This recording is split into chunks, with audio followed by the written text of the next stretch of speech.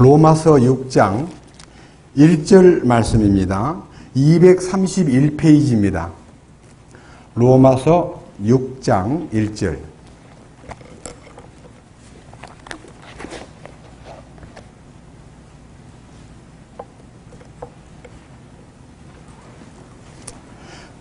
그런즉 우리가 무슨 말을 하리요? 은혜가 넘치게 하려고 우리가 죄 가운데 거하겠느냐? 결코 그럴 수 없느니라. 죄에 대하여 죽은 우리가 어찌 그 가운데 더 살리요? 예수 그리스도 안으로 침례를 받은 우리가 다 그분의 죽음 안으로 침례를 받은 줄을 너희가 알지 못하느냐? 그러므로 우리가 죽음 안으로 침례를 받아 그분과 함께 묻혔나니 이것은 그리스도께서 아버지의 영광을 힘입어 죽은 자들로부터 일으켜진 것 같이 우리도 생명의 새로움 속에서 걷게 하려 함이라. 만일 우리가 그분의 죽음과 같은 모양으로 함께 심겼으면 또한 그분의 부활과 같은 모양으로 되리라. 우리가 이것을 알거니와 우리의 옛사람이 그분과 함께 십자가에 못 박힌 것은 죄의 몸을 멸하여 이제부터는 우리가 죄를 섬기지 아니하게 하려 함이니 죽은 자는 죄로부터 해방되었느니라. 10절입니다. 그분께서는 죽는 것을 통해 친히 죄에 대하여 단 한 번 죽으셨으나 살아계심을 인하여 살아계심을 통해 친히 하나님께 대하여 살아계시나니 이와 같이 너희도 너희 자신을 죄에 대하여는 참으로 죽은 자요 하나님께 대하여는 예수 그리스도 우리 주로 통해 산 자로 여길지어다. 그러므로 너희는 죄가 너희의 죽을 몸 안에서 군림하지 못하게 하여 몸의 정욕 안에서 죄에게 순종하지 말고 또한 너희 지체를 불의의 도구로 죄에게 내주지 말며 오직 너희 자신을 죽은 자들로부터 살아난 자로서 하나님께 드리고 너희 지체를 의의 도구로 하나님께 드리라. 너희가 율법 아래 있지 아니하고 은혜 아래 있으므로 죄가 너희를 지배하지 못하리라. 14절까지 말씀을 읽었습니다. 다시 한번 기도드리겠습니다. 주님, 오늘은 로마서 6장을 읽었습니다. 우리의 지금 소원은 과연 그리스도인이 되고 거듭나면 죄에서 완전히 해방되고 죄를 짓지 않고 살 수 있는지 많은 사람들이 의문을 갖고 있습니다. 어떻게 육신을 지니고 있는 인생이 죄를 짓지 않겠는가? 우리가 죄밖에 없는 인생인데 어떻게 죄를 안 짓고 산다고 말하는가? 말씀에는 죄에서 해방되었다, 죄에게 지배를 받지 않는다고 하셨는데 그들의 생각 속에는 여전히 자기를 보고 있고 자기의 나약함과 육신의 모든 속성과 세상의 많은 유혹과 환경과 자기의 처지만 보면서 어떻게 죄를 안 짓고 살 수 있단 말인가? 이렇게 의문을 가진 사람들이 많습니다. 주님, 저에게도 그런 의문을 갖고 있었고 오랫동안 그 의문 속에서 괴로워했는데 주님께서 풀어주셨고 죄를 지을 수 없다고 하는 놀라운 성령님의 이끄심 속에서 말씀이 열렸고 이 열린 말씀에 의해서 나 자신은 비록 연약하고 넘어질 수밖에 없는 존재이지만요, 하나님의 씨가 속에 들어옴으로써 우리로 하여금 죄를 넉넉히 이길 수 있고 죄에서 완전히 해방될 수 있는 길이 있다는 사실을 믿습니다. 이 거룩한 믿음을 우리에게 안겨주시고 오늘 밤 주님의 역사가 우리 가운데 두루 운행되시기를 진정으로 간구합니다. 우리 주 예수 그리스도의 이름으로 기도 올렸습니다. 아멘. 사실은 창시의 믿음에서 완성의 믿음이라는 단계에서 한 번을 해야 되는데 두 번을 하게 됐기 때문에 사실은 이제 말씀이 한 부분 이렇게 넘어갔습니다. 오늘 저녁의 테마는 과연 그리스도인이 죄를 짓지 않고 산다는 것이 가능한가? 이 부분을 테마로 설정했는데 저는 지금 이 자리에 와 계신 분들 가운데서도요, 직접 어떻게 죄를 안 짓습니까?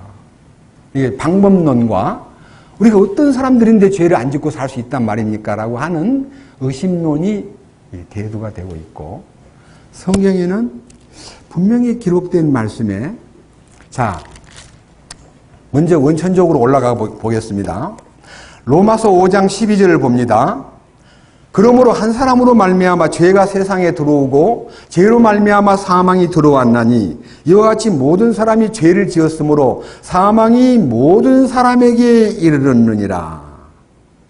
이 말을 읽으면요, 우리는 어쩔 수 없이 운명적으로 아담 때문에 죄인이 되었다 하는 것입니다.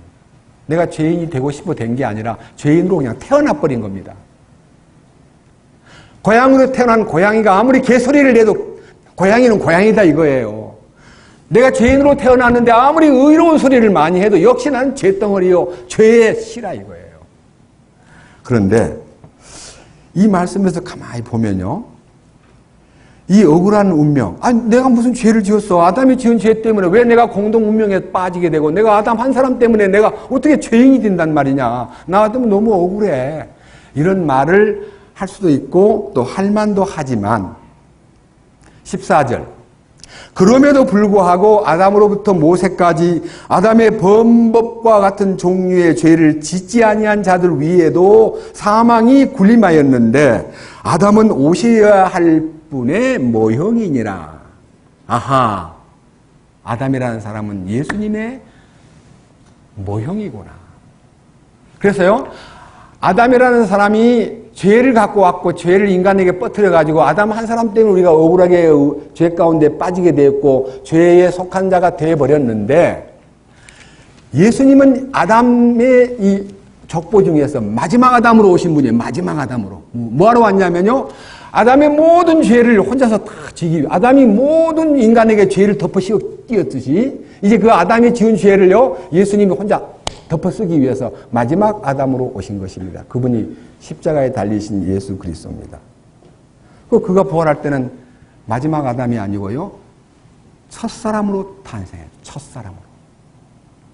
그 첫사람이 부활의 첫 열매인데, 성경에서는 아담이라는 사람을 또 처음 사람이라는 첫 번째 출발점에서 첫사람은 아담이었지만 이제 마지막이 아니고 둘째 사람으로 오신 예수님이 부활의 능력을 가지고 이 부활의 첫 열매를 인간들에게 전부 공유하도록 하셨기 때문에 예수 그리스도 한 분으로 말미암아 우리가 의인이 되었다. 그럽니다. 밑에 한번 보십시오. 19절입니다. 한 사람의 불순종으로 말미암아 많은 사람이 죄인 된 것 같이 한 사람의 순종으로 말미암아 많은 사람이 의로운 자가 되리라. 이게 얼마나 놀라운 사건입니까? 그러니까 아담 때문에 저절로 죄인이 되어버렸는데, 억울한 죄인인 것 같은데, 여러분 예수님 때문에 저절로 의인 되는 거 억울한 일입니까? 놀라운 일입니까? 놀라운 사건입니다. 그래서 왜 아담 안에만 머물러 있으려고 그럽니까? 그리스도 안으로 이사만 가면 되는데. 그래서 저는요, 20절과 21절에 질문이 나와요. 아, 그렇구나. 또한 율법이 들어온 것은 범죄가 넘치게 하려 함이거니와. 이 말은요, 여러분, 죄가 넘치는 것을 알려주는 신호가 율법입니다. 저 뒤에 공원이 있고요, 여기 사무실이 있는데 이 사무실에 잔디를 쫙 깔아놨습니다. 근데 사람들이 저 공원으로 가려면 저 돌아가야 되는데 돌아가기가 싫으니까 사람이 안 보면요, 잔디를 밟고 가버립니다. 질러 가려고. 자꾸 잔디를 밟으니까 저 앞에 팻말에다 뭐라 써놓은 거, 양쪽에다가 잔디 밟지 맙시다. 보신 적 있죠? 잔디가 가운데 딱 밟혀가지고 길 난 거 보신 적도 있지요? 그러면 왜 잔디 밟지 말자고 팻말을 세웠습니까? 잔디를 자꾸 밟으니까. 이건 정죄예요, 정죄. 너도 잔디 밟을래? 그 뜻이에요. 맞아요, 안 맞아요? 그러면 십계명이 뭡니까?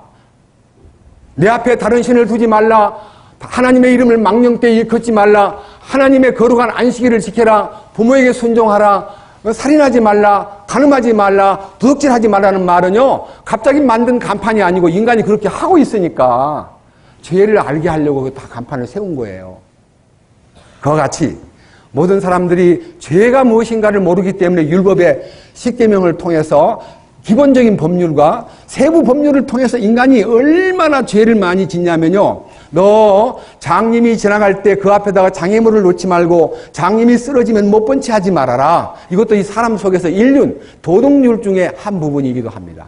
사람이 배고파하여 길을 지나갈 때 과수원에 왔거들랑 들어와서 먹게 만들고 그 과수원에 있는 과일을 따가지고 바구니에는 담지 못하게 하라. 하나님이 이스라엘 민족에게요, 배고픈 나그네들에게 과수원에 와서 포도를 먹든 뭐 배를 따먹든 사과를 따먹든 배불리 먹게 만들고 돈은 받지 말아라. 이게 하나님이 만든 과수원의 관리 방법이었습니다.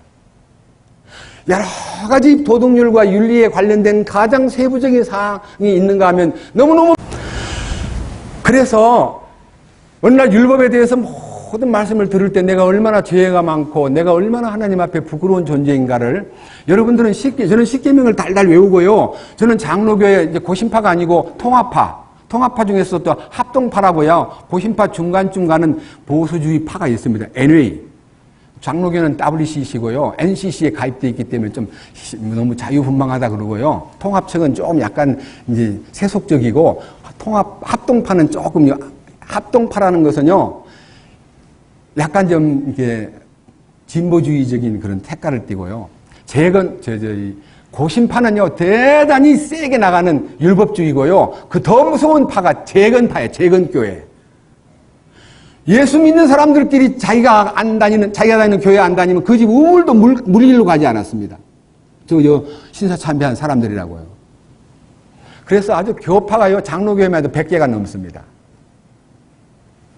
그런데 그게 왜, 뭡니까?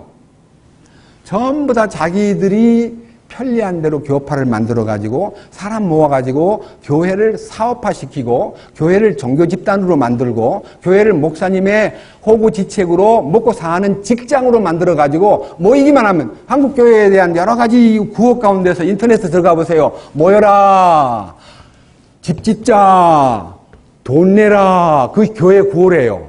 사람들 예수 믿고 복 받으려면 모여라, 복 많이 받으려면 바쳐라, 바치면 집 짓자. 이렇게 해가지고 예배당 짓는 것이 바로 교회의 사업이 되었고, 지금 복음주의자들 가운데서도요, 예배당 짓는 데 몰두하는 어떤 교파는요, 교회마다 20억, 50억, 때로는 30억, 때로는 10억, 5억, 시골 교회는 5억 이상 교회 짓느라고 빚이 져가지고요, 전부 다 교인들이요, 그 빚 작정, 재작정, 또 작정, 너무 돈에 쫄려가지고, 야, 예수 믿는 거 평생 돈 바치다가 이거 볼일 다 보겠구나 하고요. 도망가는 사람도 있고요. 그게 어떻게 예수 믿는 것을 돈에다 맞춥니까? 예수 믿는 건 돈하고 아무 상관이 없습니다.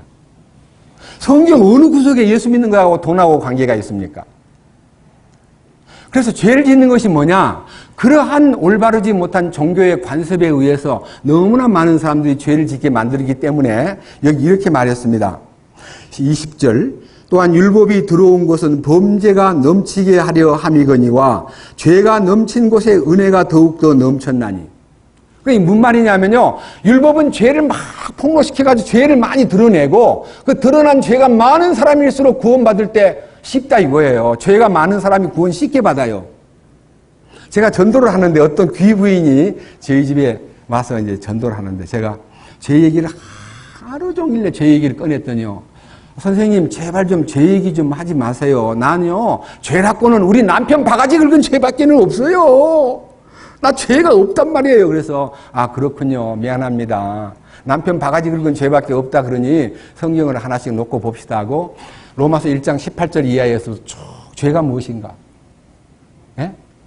하나님이 이 만유를 만드시고 그 안에 인간들에게 모든 삶의 조건을 갖추어 놨는데 하나님을 알되 하나님으로 영화롭게도 아니하고 감사치도 아니하고 하나님을 오히려 거짓된 우상으로 바꾸어가지고 하나님을 불어 잊으려 하고 하나님을 대적하면서 하나님이 없다, 어리석은 자는 이르기를 하나님이 없다라고 말하면서 없는 속에서 살고 싶어하는 마음이 있는데, 당신이 없다 해서 하늘이 없어집니까? 태양이 없다고 눈 감아버리면 태양이 사라져버립니까? 당신은 장님이에요. 안 보이니까 없다는 건 맞습니다. 눈을 떠보세요.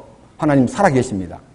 이렇게 했는데 그분이 서서히 제가 죄에 대해서 얘기를 차분차분 성경을 찾아줘가지고 로마서 1장에 23가지 인간이 갖고 있는 죄성에 대해서 가장 깊은 내용을 하나씩 꼽아주니까요, 나중에 알고 보니까 죄가 참 많군요. 죄가 많은 정도가 아니고 당신 지옥 가기에 충분한 죄가 있습니다. 그래서 그 죄에 대해서 깨달음이 오면서 그 다음에 죄가 넘친 곳에 은혜가 넘친다 하는 말은 21절에 이것은 죄가 군림하여 사망에 이르게 한 것 같이 은혜도 의를 통해 군림하여 예수 그리스도 우리 주로 말미암아 영원한 생명에 이르게 하려 함이라. 죄가 많이 활동하던 사람한테 하나님의 은혜가 나타나가지고 죄에 대해서 모든 것이 싹 해결되면요, 그 은혜가 너무 크다고 느껴가지고, 여러분 탕감 받을 때 1,000만 원 탕감 받은 사람하고 1억 탕감 받은 사람하고 10억 탕감 받은 사람하고 누가 감사를 더 느끼겠습니까? 많이 빚진 거 탕감 받은 사람이 볼륨이 크니까요. 1,000만 원 탕감 받았으면 감사합니다, 나중에 또 갚을 수 있도록 노력하겠습니다 이지만요, 10억을 탕감 받으면 갚는다는 말 못해요. 황공무지합니다. 너무 감사해서 어떡할까요? 제 몸을 다 바쳐도 갚을 수 없기 때문에 다만 그냥 감사할 뿐입니다. 그러니까요, 감사가 더 길고 더 깊고 많이 탕감받은 사람일수록 감사가 크다는 것을 예수님도 말씀했습니다.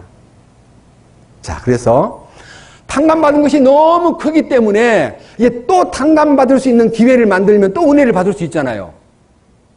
그 말이 뭔 말이에요? 또 빚을 지면 그분이 또 갚아주니까. 그래서 6장이 있는 거예요. 6장. 자, 보세요. 그런즉 우리가 무슨 말을 하리요? 이 말은요, 너무너무 어이가 없는, 참 내가 말하기가 어려운데 이 말을 좀 해봐야겠다. 은혜가 넘치게 하려고 우리가 죄 가운데 거하겠느냐? 그러니까요, 은혜 받은 것이 너무 고마우니까 또 은혜를 받기 위해서 죄를 지어야 은혜를 받으니 또 죄를 짓는 것이 합당하냐? 결코 그럴 수 없느니라. 죄를 탕감받을 때 2절에 뭐라고 되어 있냐면 결코 그럴 수 없느니라. 죄에 대하여 죽은 우리가 어찌 그 가운데 더 살리요. 사실은요, 죄에 대해서 죽었다는 말은요, 죄의 빚을 갚아준 다음에 너는 죄에 대해서 죽었다는 말은 혼의 구원을 얘기하는 거예요. 혼의 구원. 죄에 대한 기능이 죽었다는 거예요. 기능이. 그런데 불행하게도 복음을 전하는 사람들이 죄를 사함받은 것만 가르쳤지 죄를 짓는 내적인 이 혼생명의 기능에 대해서 말해주지 않았기 때문에 이것을 깨닫게 해주기 위해서 로마서 6장이 있는 것입니다. 어떻게 혼생명의 그 죄를 짓는 속사람의 소위 말하는 원죄의 기능을 중지시키느냐. 3절 예수 그리스도 안으로 침례를 받은 우리가 다 그분의 죽음 안으로 침례받은 줄을 너희가 알지 못하느냐. 그러므로 우리가 죽음 안으로 침례를 받아 그분과 함께 묻혔나니. 이 오늘 낮에 이제 침례를 받았는데요. 침례받은 사람은 내가 예수님과 함께 예수님이 나를 위해 죽었다는 것을 믿지만요, 이제 내가 눈을 뜨고 보니까 그분이 나와 함께 나도 그와 함께 죽었다는 것을 확실히 믿는 사람은 침례는 장례식을 거행하는 거예요. 장례식. 오늘 20명 가까운 사람 장례식을 했습니다. 그 침례가 그리스도 안으로 침례요. 그 침례가 죽음 안으로 침례요. 그 침례가 자기 옛사람을 중지시키는 일종의 완전히 폐기 처분된 상태를 얘기하는 겁니다. 나 자신을 폐기 처분시킨 겁니다. 이제 나는 쓸모없는 존재예요. 그래서 주님, 이제는 나는 아니기 때문에 주님이 모든 것을 맡아서 해주십시오라고 나를 내려놓는 것이 침례인데 6절 봅니다. 우리가 이것을 알거니와 우리 옛사람이 그분과 함께 십자가에 못 박힌 것은 함께 죽었다고 하는 고백은 사실인즉 죄의 몸을 멸하여 이제부터는 우리가 어떻게 해요? 죄를 섬기지 아니하게 하려 함이니. 불행하게도 예수 믿는 사람 말고요, 예수 안 믿는 사람은 죄를 즐깁니다. 제가 아는 어떤 이제 운전하는 사람인데 은행의 운전수예요. 근데요, 이 사람은 너무너무 기술이 좋아서 여자를요 한 몇십 명 속된 말로 따먹었대요. 그러니까 너무 기술이 좋다는 얘기하니까 은행원들이 그 사람한테 그 기술 배우러 막 어떻게 했길래 그렇게 수십 명을 따먹었냐고 얘기하는 거예요. 그게 말이 됩니까? 죄를 짓는 사람이 자기 지은 죄를 자랑하면서 나는 말이야 별로 돈은 없어도 여자를 많이 따먹은 나 기술이 있단 말이야. 그러니까 많은 사람들이 그 기술 좀 배워주시고 어떻게 했길래 끌려옵디까? 어떻게 말을 했길래 당신 말을 듣고 넘어갑디까? 어떻게 몸을 내놓옵디까? 이런 상스러운 얘기가 여기서는 말할 것이 못 되지만요, 사람들은 죄를 짓고요 쾌재를 부르고요 남을 속이고 남을 갈취하고 성에 눈이 어두워가지고 많은 사람을 괴롭히고 심지어는 조카까지 따먹고 이렇게 해놓고도 자랑을 하는 사람이 있습니다. 이게 말이 되냐고요. 이 세상이 너무너무 더러워졌기 때문에 이런 슬픈 얘기가 그냥 아무렇지 않게 회자되고요. 사람들이 그것을 자랑하고 있습니다. 그런데 여기에 이 말씀을 가만히 생각해 보세요. 어떤 말씀이냐면요. 7절 뭐라고 되어 있습니까? 죽은 자는, 이 죽은 자는 뭐가 죽은 자냐면요. 무덤에 들어간 자가 죽은 자가 아니고요. 십자가에 연합해가지고 나는 주님과 함께 죽었다는 것을 고백한 사람은 죄로부터 어떻게 된 거예요? 죄로 해방이라는 것은 죄의 지배를 받는다는 거예요? 안 받는다는 거예요? 여러분, 우리가 일본 사람한테 만 35년 넘게 무지무지하게 압박과 소름을 당했습니다. 우리 아버지는 일본에 노동자로 끌려가가지고 장가를 가려니까 나이가 너무 들어서 30살 돼가지고요. 한국에 나와서 우리 어머니 18살 때 모시고 가서 결혼해서 이제 일본에서 살다가 저가 나왔습니다. 저 일본 야마구치경 출신입니다. 그런데 아버지 어머니한테 일본 산 얘기 들었더니요. 참으로 서러웠대요. 늘 고향 바라보고 울었대요. 근데 엄마는 환경이 어릴 때 살던 때보다 좋으니까요. 절대 일본, 한국 나가지 말자고 막 굳이 반대를 했는데 아버지는 아니다. 고향 땅에 가서 묻혀야 된다. 그리고 고향 땅에 가서 내가 고향을 바라보고 살아야지. 어떻게 내가 일본서 사냐. 생활이 좀 좋다고. 기어이 우리 어머니를 끌고 이제 나왔는데 저는 일본서 나와가지고 그런 대로 괜찮게 살았어요. 돈 좀 벌어가지고 와서. 근데 여순 반란 사건이 났어요. 와. 엄청 경찰하고 군인하고 막 우리 안에 있는 경찰과 우리 안에 있는 군인들이요 반란을 일으키고 싸워가지고 여수 순천 반란 사건 무서웠어요. 저는 시체를 엄청 봤습니다. 막 쏴 죽이고 우리 고모부도 경찰인데 총살 당했습니다. 제가 그런 환경을 보리밭에 막 널브러져 있는 시신을 보고요. 화장실에다가 막 집어넣는 시신을 보고 너무 어린 시절에 충격을 받고요. 벌벌벌 떨고 잠을 못 자고 그랬습니다. 어린 시절에. 그러다가 좀 있으면 유교가 탁 터진 거예요. 생각하면 할수록요, 너무너무 지긋지긋한 전쟁의 틈바구니에서요. 그러고 나서 이제 집에 가보니까 집이 다 불타버렸어요. 아무것도 없어요. 그래서 우리 아버지는 부두 노동자로요, 굉장히 고생하셨습니다. 저를 중학교 보낼 수 없을 만큼 가난한 환경이 되어버렸습니다. 제가 이런 과거 얘기를 여러분 앞에 해서 미안합니다만은요. 진짜 우리 한국 사람은 1950년대부터 60년대, 61년도 5.16 혁명 날 때까지요. 너무너무 가난했습니다.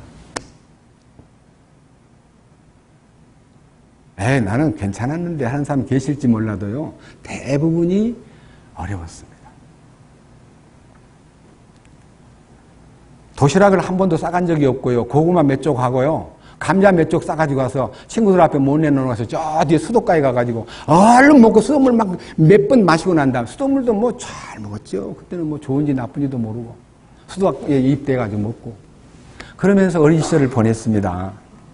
근데 이만큼 지금 괜찮게 됐잖아요. 세월이 바뀐 거지 제가 잘해서 그런 거 아니에요.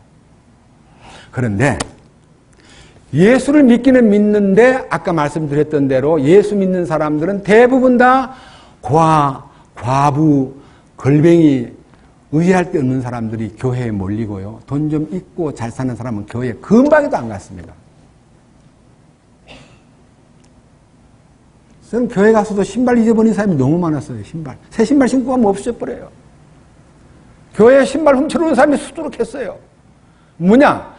교회는 진리를 가르치고 영혼을 한 사람 구원시키는 걸 가르쳐야 마땅한데 대부분 다 구구운동, 대부분 다 해방된 뒤에 이 조국이 막 혼란 속에 빠져 있기 때문에요. 맨날 구국기도회, 나라를 건지기 위한 기도회가 연장이 돼가지고 어디든지 기도원에는 구국기도회가 있었습니다. 나라 건지자고.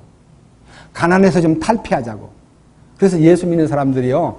앞장서서 가난을 탈피하기 위해서 많이 몸부림을 쳤기 때문에 예수 믿는 사람들이 빨리 개발된 것은 맞습니다. 서양 문화를 빨리 접촉하고 예수 믿는 사람 선교사들하고 좀 친해가지고 또 눈이 열리고 해가지고 선교사 가까이 한 사람들이 빨리 출세를 했습니다. 그런데 일본 사람에게 해방된 얘기를 우리 아버지가 해주는데요. 저는 우리 아버지한테 해방된 이후에 일어난 여러 가지 사건에 대해서 들으면서 참 감격한 적도 많고요. 일본 사람들은 이 한국 땅에서 나오는 좋은 생산물을 다 가져가 버리고 우리는 그냥 항상 찌꺼기만 먹고 지금도 수출이 우리 일본하고 수출의 이 밸런스가 안 맞기 때문에 너네들 내봐 뭘 수출할 거야? 좋은 거 내놔봐 하다 보니까 우리 국민들은요 나쁜 것만 먹고 좋은 거는 다 일본에 수출했습니다.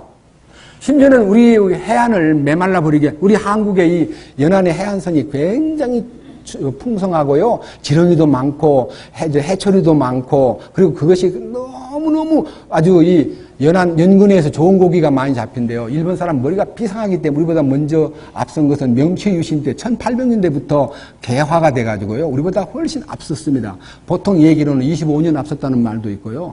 일본 사람들이 훨씬 우리보다 머리가 좋고 아주 이 민심이 아주 이게 우리보다 앞서 있습니다. 우리 그 사람들하고 비교해서요 솔직히 떨어집니다. 그런데 우리 아버지가 가서 배운 것도 많지만요 일본 사람들의 지독한 점을 다 얘기해 줘서 저는 일본에 대해서요 복수심을 갖고 산 게 아니라 참 불쌍하다.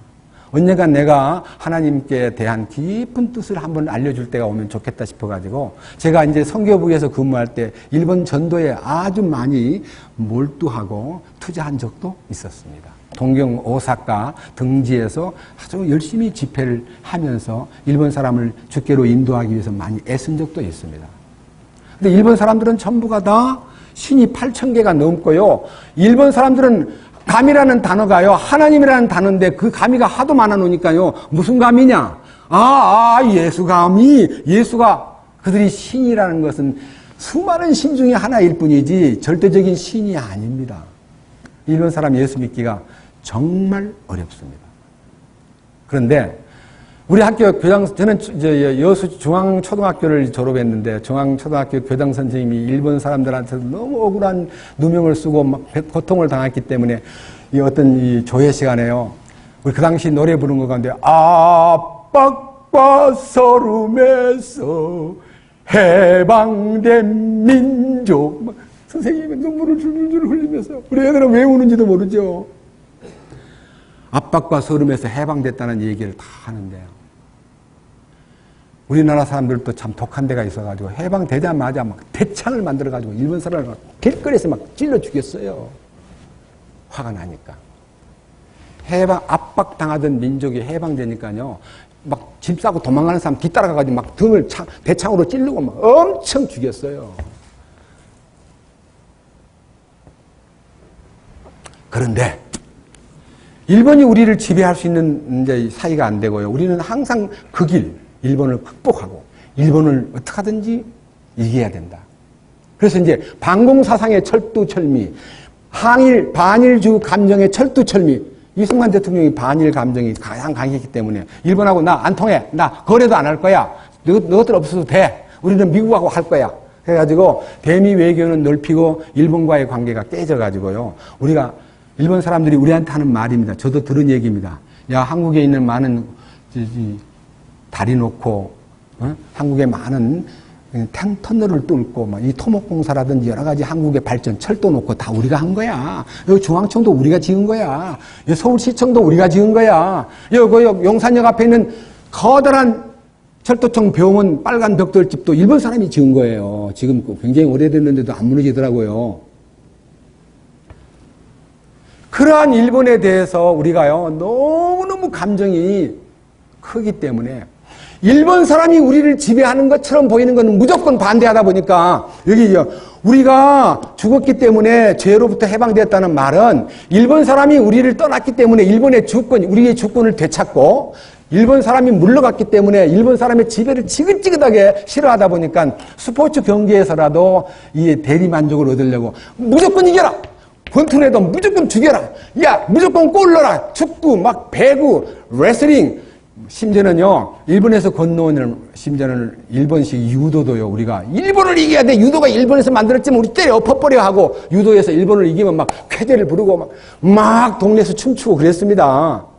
일본을 이기려고 무던히 노력했습니다. 근데 일본 사람은 우리 보고, 우리는 일본에서 떨어진 많은 기술 때문에 자동차 부품이든지 막 수입을 했는데 수입이 역조 현상이 벌어졌습니다. 많은 수입을 했는데 너희들은 왜 수입을 안 하냐? 우리 물건 사! 그러니까, 어디 살 거 있으면 내놔봐. 그러니까 우리가 내놓을 게 아무것도 없어요. 일본한테 팔아먹을 물건이 없어요. 그러니까 어떻게 하냐.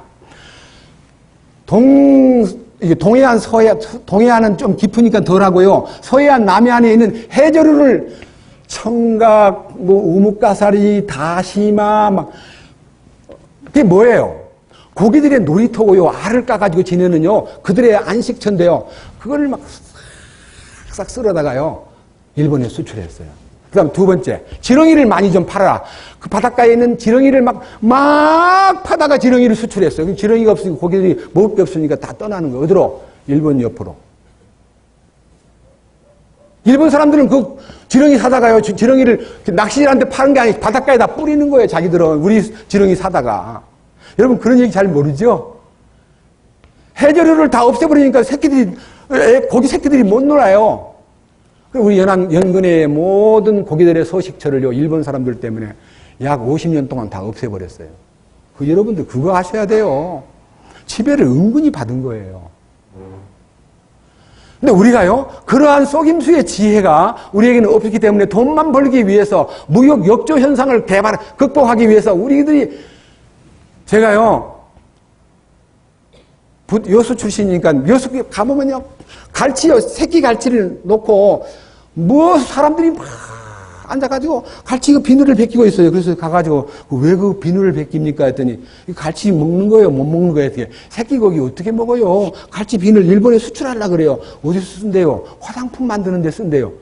갈치 비늘을 화장품 만드는 데 쓴다고요. 한국에 있는 갈치 새끼들을 다 먹는 큰 갈치 벗겨가지고 파는 게 아니라 새끼 갈치를 사다가 계속 벗겨가 새끼 갈치 다 버려. 사료로.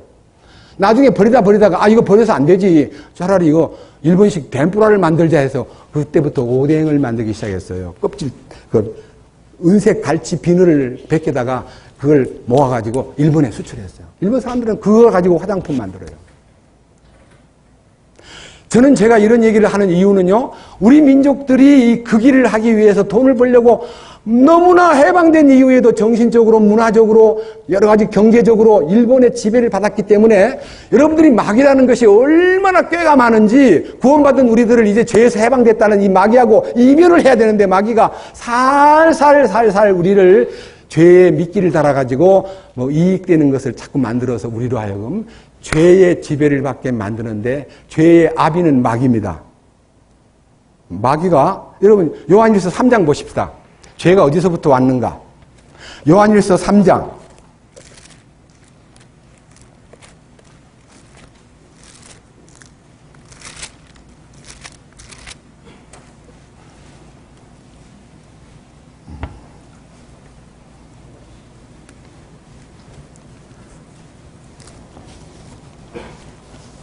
(8절입니다) 요한일서는 365페이지입니다. 죄를 범하는 자는 어떻게 돼요? 마귀에게 속하나니 마귀는 처음부터, 이 처음은 에덴 동산에서 아담에게 그 말입니다. 처음부터 죄를 짓느니라. 그러니까요, 마귀가 인간에게 나타난 목적은 인간을 죄 가운데 빠뜨려가지고 인간을 지옥 보내는데 쓰려고 마귀는 온갖 방법으로 죄를 짓게 만듭니다. 그것도 다 달콤하게 보이게 만들어가지고 우리들도 못 모르고 멀리 볼 줄 모르니까요, 해저류를 다 걷어가면 나중에 어떻게 되지? 그럼 생각도 안 하고 무조건 막 뜯어가지고 일본한테 수출하고 일본 사람은 그거를요 즐기고, 해저류를 일본 사람이 얼마나 즐깁니까? 한국의 청정해역에서 해저류를 막 완도든지 막 거문도든지 해안선에 있는 모든 것 많은 지렁이를 잡아다가 자기들 바닷가에 뿌리고요, 우리나라를 완전히 먹이를 없애버린 거예요. 이것이 바로 일본이 우리를 향한 또 다른 지배입니다. 우리는 거기서 해방됐다고 알았는데요, 여전히 지배를 받고 있습니다.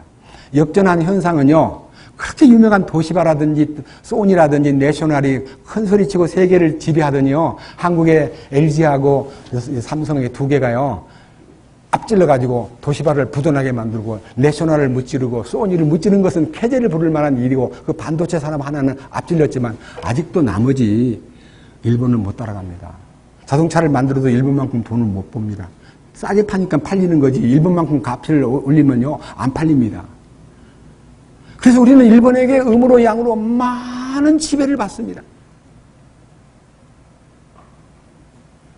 그것이 사탄의 비유를 들어서 여러분들이 좀 생각을 좀 정리하십시오. 한국에 고기들의 씨를 말리고 연근해의 새끼들이 노는 고기의 놀이터를 다 없애버리게 만든 사람이 50년 동안에 일본이 우리를 수출할 거 없다니까 그 해초류라도 보내라 그래가지고 우리는 막 사정없이 해초류를 걷어채워가지고요 고기들이 노는 놀이터를 다 없애버렸어요. 그래서 연근해에 고기가 별로 없어요. 그래서 원양어선을 나가야 돼요, 멀리.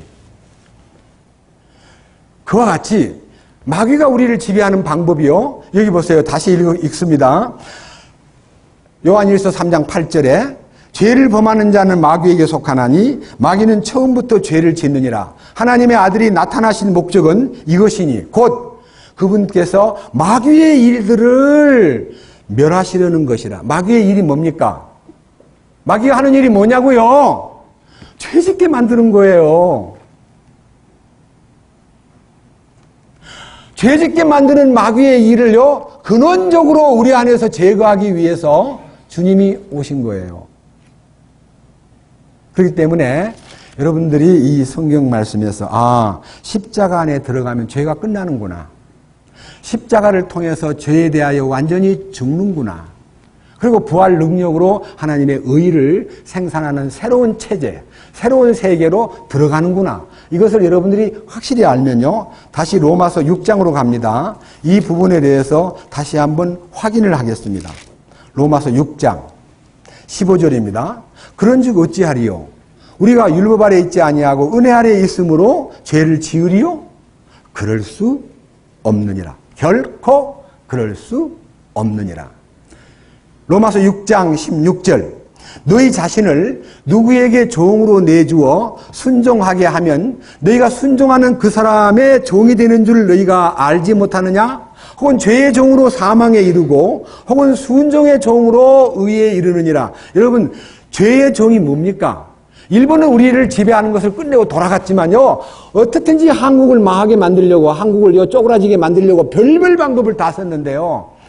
엄청난 무역 역조 현상이 심했을 때에 한국의 좋은 곳은 다 뺏어가고요. 심지어는 아까 말한 대로 갈치도 치어를 잡아가지고요. 그 껍질 벗겨서 그 다음에 그거 팔게 만든 건 갈치가 원래요.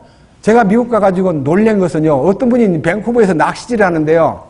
낚시질을 딱 고기가 딱 올라오니까요. 잣대를 딱 꺼내더라고요. 잣대. 그 사람들 잣대가요. 표준 잣대가 이만해요. 고기를 이렇게 재요. 잣대가 딱 재니까 요밖에 안 돼요. 그럼 도로 물에 던져버려요.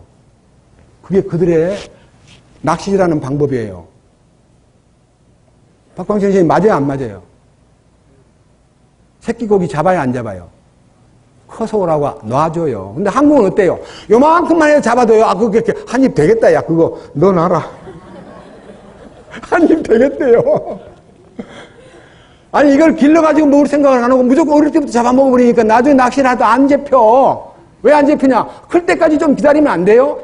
키워서 먹으면 안 돼요? 그래서 저인망 거물이라고 해가지고 싹 아래서부터 썰어가지고요. 새끼고 뭐고 다 끌어다가 먹는 것이 한국 사람이에요. 멀리를 보지 못하고 그걸 새끼들을 그냥 마구 쓸어잡아가지고 어장이 점점 황폐되고 있는 것이 우리 민족의 좋지 못한 근성입니다. 괌도에 가니까요, 산호가 엄청 많아요, 산호가. 그래서요, 물에 조금만 들어가도 산호가 막 예뻐요. 그런데 그 산호를 처음에는 아무도 단속 안 하고 있는데, 딱 한국 사람만 가면요, 이야, 산호 너무너무 멋지다 해가지고, 잠수해가지고, 푹 뜯어가지고 나와가지고요, 공항에 갈 때요, 보따리 싸가지고 왔는데, 처음에는 안 들켰어요. 자꾸만 산호가 없어지니까요, 괌 정부에서 비행기 타고 갈 때 산호 갖고 가는 사람 잡으라 했더니 잡힌 사람마다 다 한국 사람이야. 그래서 제가 갔을 때 83년도에 갔는데요. 바닷가에다 팻말을 써놨는데 특별히 한국 사람 산호를 뽑아가지 마시오. 한국 사람 어디 가든지 남의 바다를 망치는 사람 중에 하나가 돼버렸어요. 희귀한 거 보이면요 다 가져가 버려요. 그다음 또 한가 바닷가에 조개 껍질이요. 참 예쁜 조개 껍질이 모래사장에 쫙 자연사한 껍질들이 너무 예쁘게 깔려있는데 아무도 그것을 가져가지 않고요. 참 좋다 하고 조개를 지어서 맞춰보기도 하고 그걸로 이렇게 갖고 놀다가 놓고 가는데요. 한국 사람은 큰 따블빛 갖고 와가지고요. 그걸 씻고요. 한국으로 와서 그걸로 이제 정교하게 만들어서 뭐 별별 다 만들어서 돈 될까 싶으니까요. 그 다 실어 왔어요. 그 바다의 아름다운 조개 껍질을 실어나는 사람 한국 사람이래요. 우리 민족성 괜찮은 것 같아요? 그 점에는 안 좋은 거예요. 사정없어요. 독일에 가니까 독일의 간호사들 우리 전도를 많이 했는데 독일에 가니까요 산천에 그냥 고사리가 막 깔려있어요. 고사리가 하나씩 둘씩 있는 거 아니라 고사리밭이 쫙 널려 있는데요. 한국 사람들이 망보라 그러고요. 싹 가가지고요. 고사리를 막 잡아 뜯어가지고 처음에는 갖고 나올 때 아무도 못 보니까 몰랐는데 나중에 이 산에 무슨 고사리를 뜯어가는가. 왜 고사리는 새의 놀이터예요. 그래 한국 사람 때문에 그 산에다가 고사리 채취 금지. 누가? 딱 한국 사람뿐이에요. 뭐 독일 가다 그러고 대단한 민족이야. 제가 이 말을 하는 이유는요. 너무너무 적극적인 것이 탈이야. 그래서 독일 사람들이 우리나라 사람 보고 하는 말이 1대1로 붙으면 아무도 한국 사람이 이길 사람이 없다. 그러나 두 사람만 있으면 나는 충분히 이긴다. 왜? 둘이 서로 쏘군대고 욕하고 흉보고 돌 던지기 때문에 한국 사람은 3명 모이면 3파가 생기고 4명 모이면 4파가 생긴대요. 독일에서 하는 얘기예요. 1대1로 딱 부딪히면 굉장히 센데요. 두셋만 모이면 서로 헐뜯기 때문에 무너뜨리기가 쉽대요. 조금만 힌트를 주면요. 그 사람 막 폭로하고 광부로 있다가요, 독일에서 남으려 그러면 간호사 자격증을 가지면 독일에 남을 수가 있다 그러니까 이제 남자 간호사가 필요하니까요, 군인들 가운데 군부대에 가서 의무중대에 근무한 사람은 간호사 자격증을 주겠다 그러고 뽑으니까요, 한국 사람 군인들, 이 독일 광부들 대부분이요, 한국에 와가지고 어디서 만들었는지 전부 다 의무중대 근무한 것을 만들어서 영문으로 번역해가지고 독일 가가지고 다 제출한 거예요. 독일 사람은 계약사회이기 때문에 그 소리를 딱 보고, 그 군대에서 의무대에 근무했어요. 그래서 이제 쓴 거예요. 다 병원에 다 취직을 시켰어요. 그랬는데 못 알아들어요. 아무것도 몰라. 무슨 의료기구 가져라 그러는데 예를 들면요, 의료기구에 핀세트 갖고 와라고 뭐라고 하면 핀세트 안 갖고 오고 딴 거 갖고 와요. 처음에는 말을 못 알아듣으니까 이게 그런가 보다 하고 처음 이해가 됐는데요. 솔직히 말해서 2달도 안 돼가지고 센스가 얼마나 빠른지요. 다 해내는 거예요. 너무 지나칠 만큼 해내는데 독일 사람들이 한국 간호사들 너무 하다 하는데, 독일 사람 간호사들은 목욕을 시킬 때요, 물만 잘 뿌리고 비누칠 해가지고 물 쫙 뿌리면 끝인데요, 한국은 어디서 갖고 왔는데 이태리 타올을 들고 와가지고 막 싹싹 벗겨주니까요, 이렇게 얘기한답니다.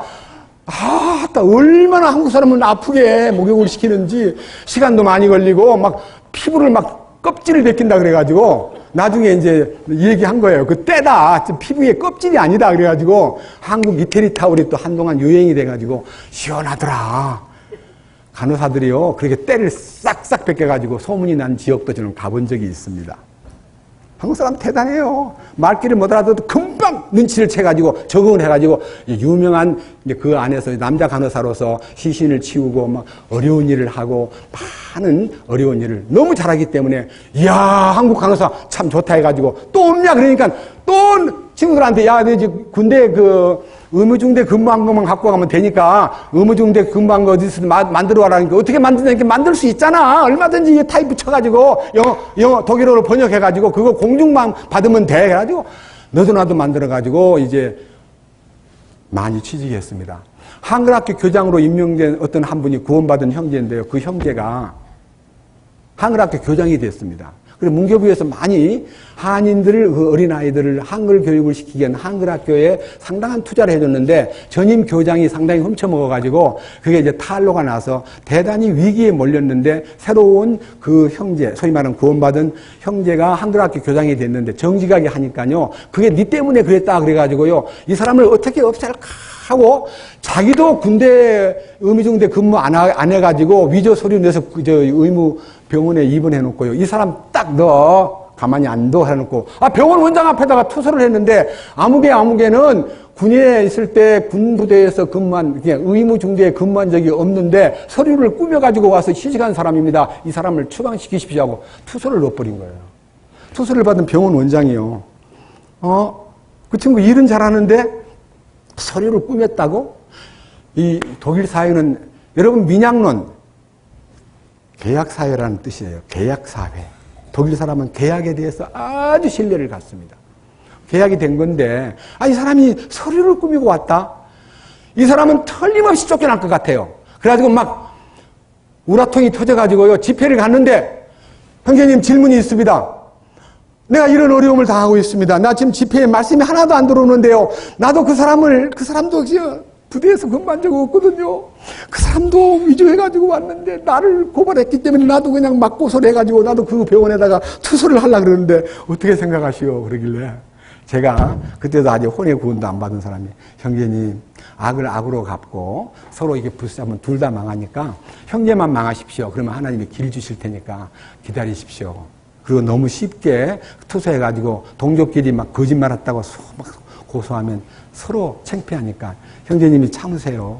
주님에게 의탁하세요. 조금만 기다리세요. 그랬더니 말씀을 듣고 기다리기는 하겠습니다만 답답해 죽겠습니다. 그래서 집회가 이제 무난히 끝났는데요. 집회 끝나고 나니까 쫙 찾아왔어요. 형제님 감사해요. 그 원장님이 저를 불러가지고 충고하기를 군대 의무중대 근무 안 했다는 게 사실인가? 그래서 네, 독일을 사랑하는 마음 때문에 독일에 취직하고 싶어서 서류를 가짜로 해가지고 왔는데 저를 쫓아내시려면 쫓아내십시오. 그랬더니 아니야. 나 가라는 말이 아니고 충실히 잘하는데 그거 서류 잘못된 거 내가 그냥 넘어갈 테니까 더 잘하시오 해가지고 이 사람이 아무 문제 없이 근무하게 되었고 한글학교 교장으로도 잘 지냈습니다. 우리 형제입니다.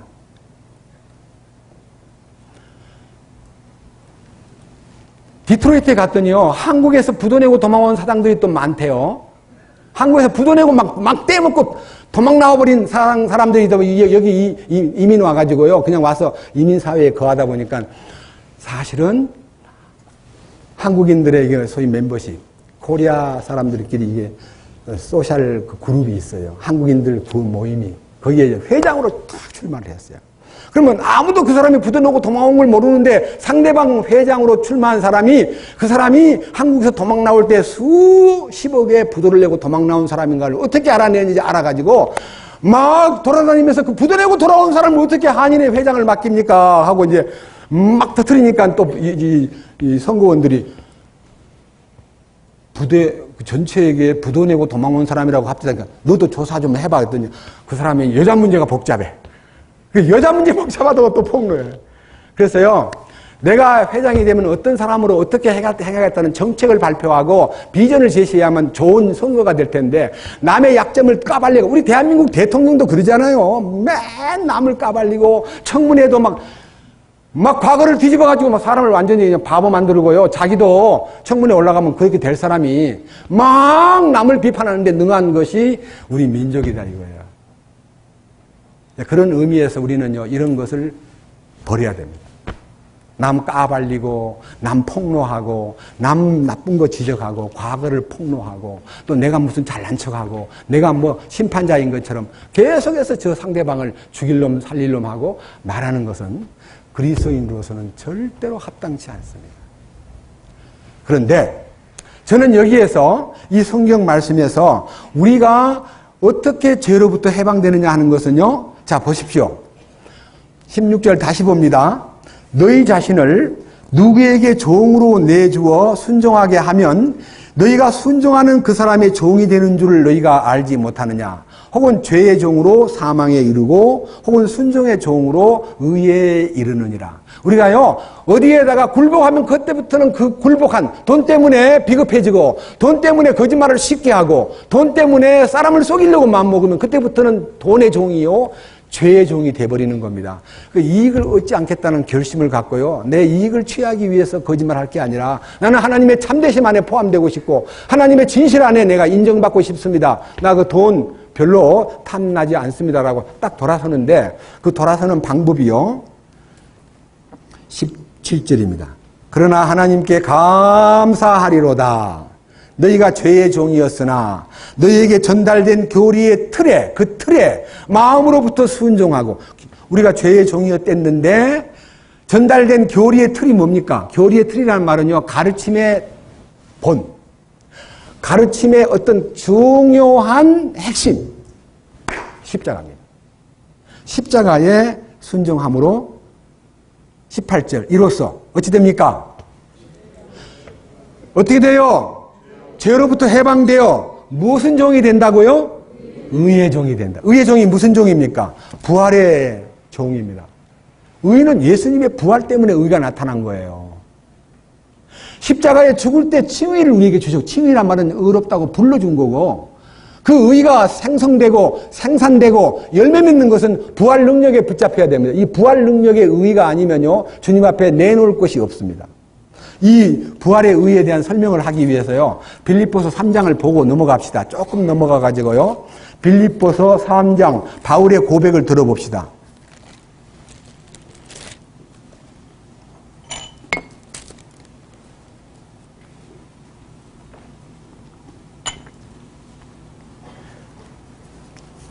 (7절부터입니다) 그러나 무엇이든지 내게 이득이 되는 것들을 곧 그것들을 내가 그리스도를 위하여 손실로 여겼으며 참으로 확실히 모든 것을 손실로 여김은 그리스도 예수 내 주를 아는 지식이 뛰어나기 때문이라.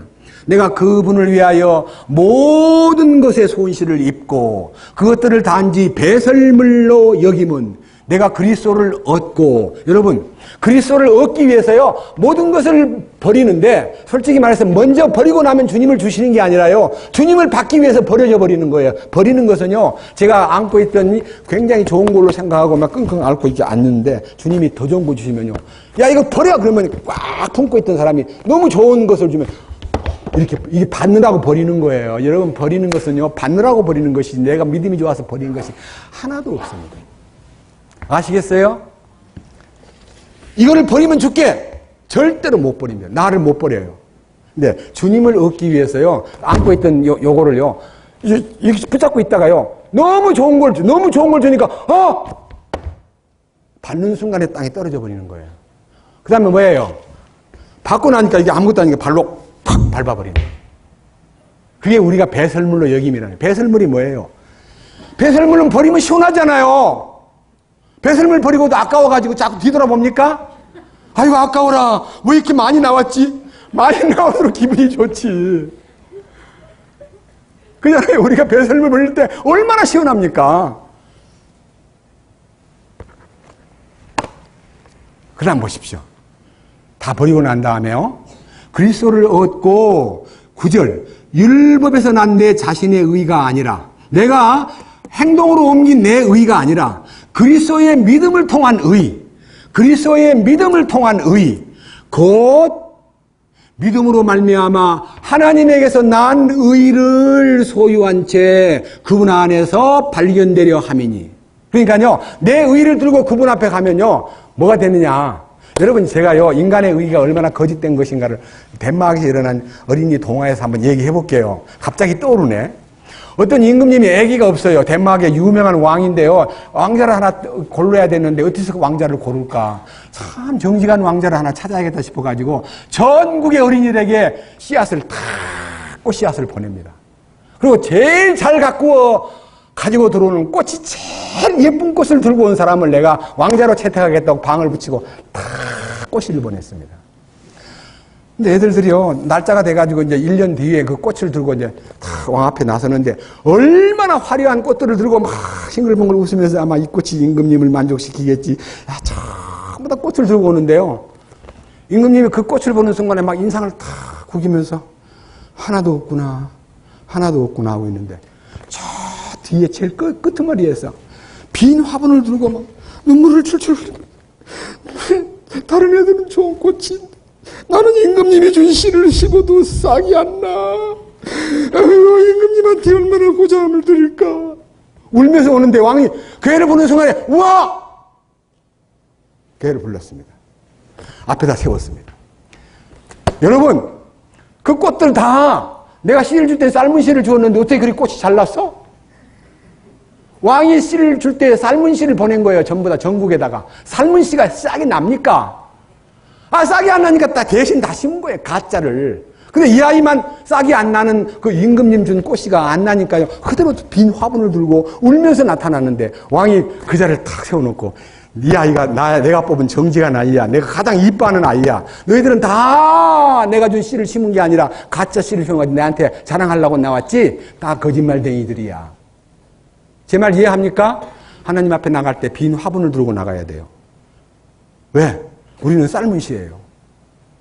아담 안에서요, 사단에게 삶아버린 싹이 안 나는 씨다 이거예요. 그대로는 보여야지 왜 꾸며요? 왜 왕 앞에 화려한 꽃을 들고 왕이시여 잘 가꾼 화분을 보시고 기뻐하세요? 왕이 그걸 보고 인상을 더 쓰는 거예요. 저런 나쁜 놈 봐라. 내가 준 씨는 그 씨가 아닌데. 우리는 우리의 신앙생활이라는 게요, 주님 앞에 정직해야 돼요. 솔직한 그대로를 내놓아야 돼요. 나는 하나님 앞에 아무것도 할 수 없는 죄인임을 고백합니다라고 빈손 들고 나아가 십자가를 붙드네. 의가 없는 사람일지라도 도와주심 바라고 생명샘에 나가니 죄를 씻어 주소서.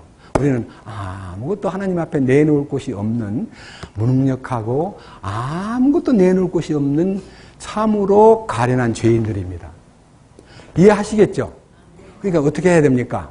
우리는 아무것도 의가 없는 자라도 도와주심 바라고 십자가만 붙들면, 십자가 앞에만 나가면 운명이 바뀌는데, 그 바뀌는 운명이 지금 다시 6장 방금 읽었던 성경을 다시 한번 봅니다.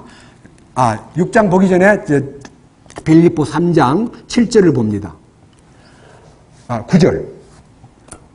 율법에서 난 내 자신의 의가 아니라 그리스도의 믿음을 통한 의 곧 믿음으로 말미암아 하나님에게서 난 의를 소유한 채 그분 안에서 발견되려 함이라. 이것은 내가 그분의 죽으심과 일치하게 되어 그분의 죽으심과 일치가 되고 그분과 그분의 부활의 권능과 그분의 고난에 참여하는 것을 알고자 하며, 그러니까요, 주님의 죽으심에 일치할 뿐만 아니라 주님의 고난에 참여함으로써 부활의 권능이 나타나고 그로 하여금 어찌하든지 죽은 자들의 부활에 도달하려 함이라. 그래서 죽은 자들의 부활을요, 여기가 참 부활의 영광이 나타나는 곳이었구나 하는 부활 생명의 그 놀라운 손길 앞에서 우리는 우리의 운명이요 딱 바뀌는 것입니다. 다시 로마서 아까 보던 6장입니다. 문제는 18절, 로마서 6장 18절 이하에 우리로 하여금 주님이 원하시는 바가 그냥 죄로부터 해방된 것만 갖고 의의 종이 되었다는 어떤 결정만 갖고 좋아할 게 아니라 우리에게 요구하는 바 하나님의 뜻이 있는데 그게 19절입니다. 로마서 6장 19절. 너희 육신이 연약함으로 내가 사람의 관례대로 말하노니 전에 너희가 너희 지체를 부정함과 불법에게 종으로 내주어 불법에 이른 것 같이 이제는 너희 지체를 의에게 종으로 내주어 거룩함에 이르라. 너희가 죄의 종이었을 때는 의로부터 자유로웠느니라. 그런즉 너희가 지금은 부끄러워하는 그 일들 안에서 그때 무슨 열매를 얻었느냐? 그 일들의 끝은 사망이라. 그러나 이제는 너희가 죄로부터 해방되고 하나님께 종이 되어 거룩함에 이르는 너희 열매를 얻었으니, 거룩함에 이르는 열매. 그러니까요, 하나님이 원하시는 우리의 궁극적인 목표는요, 나라는 것은 완전히 부정해버리고 주님의 의를 새로 심어가지고 그 의가 생산된 놀라운 환경을 우리로 하여금 보라는 것입니다. 변화된 환경, 주님의 의가 나타난 환경을 보라는 것입니다. 아까 말한 대로 삶은 씨를 나누어 줬는데 꽃을 다 들고 온 사람들은 왕에게 거절당하고 빈 화분 들고 와가지고 왕이 준 씨가 심었더니 아무것도 안 납디다라고 하고 울부짖는 그 아이에게 왕자권을 주면서 그 아들을 자기가 양자로 삼고 많은 사람들이 다 인정합니다. 고개를 끄덕끄덕. 맞아. 그래 씨가 안 나길래 임금님이 갖고 오라 그래서 딴 거 갖다 심었더니 이렇게 책피를 당할 줄이야. 우리는 저 앞에 갈 때 아무것도 없이 나가는 겁니다. 빈손 들고 나가는 겁니다. 뭘 들고 나가면요, 하나님 앞에 거짓말쟁이로 탁 판정 나버립니다. 그래서 과연 그리스도인이 구원을 받고 나서 변화받으면 죄를 짓지 않고도 살 수 있는가 하는 것은 성경에서의 명령이요, 성경에서의 기본 질서를 주님이 확립해 놓았기 때문에 먼저 요한복음 8장을 잠깐 보겠습니다. 앞으로 넘기셔가지고 요한복음 8장은요, 페이지로서 요한복음 8장 신약성경 151페이지입니다. 시간이 없기 때문에 그냥 읽고 여러분 앞에 설명해 드리겠습니다. 예수님이 감람산 앞으로 가셨습니다. 근데 아침 일찍이었는데요, 많은 사람들이 막 예수님한테 몰려왔습니다. 그런데 갑자기 어떤 이상한 여자 하나를 막 질질질 끌고 들어왔는데 가늠하다가 잡힌 여자였습니다. 근데 그 사람들이 이 여자를 구출하기 위해서 예수님에게 이 여자를 끌고 온 게 아니라 예수님을 넘어뜨리기 위해서 이 여자를 끌고 온 겁니다. 율법에 말하기를 가늠하다가 잡힌 여자를 돌로 때려 죽이라 그랬습니다. 당신 생각은 어떻소? 죽일까요? 살릴까요? 죽이라 그러면은 멍청한 사람이고 살리라 그러면 율법을 어긴 자가 되는 거예요. 예수님이 시험에 딱 걸렸습니다. 근데 그분이요, 나 시험하러 왔지? 나쁜 놈들 하고 딱 물리치지 않고요, 겸손하게 땅바닥에다가 손가락으로 글을 쓰신 다음에 일어나셔서 너희 가운데 죄 없는 사람이 이 여인을 돌로 쳐라. 그 주님의 그 창조주의 음성이요, 그들의 양심을 너무 찌르기 때문에 죄 없어? 나 죄가 많은데. 들었던 돌들을요, 여자를 향해 던지지 않고 땅바닥에 저절로 탁 떨어뜨리고는 다 가버렸습니다. 그 순간 주님은 다시 땅바닥에다가 글을 쓰고 계셨습니다. 이 두 번 쓰신 글의 의미가 무엇입니까? 첫 번 쓰신 글은요, 시내산에서, 호렙산에서 십계명을 자기 친수로 기록한 첫 번째 글자가 그건 율법입니다. 두 번째 쓴 글은요, 주님이 우리의 마음판에 새긴 글입니다. 여자여, 아무도 너를 정죄하는 자가 없느냐 물으니까 여자가 그렇습니다. 보니까 막 돌이 쫙 깔려있고 여자 혼자 있습니다. 나도 너를 정죄하지 않노니 가서 다시는 죄를 범하지 말라. 이렇게 명령했습니다. 여기 보세요.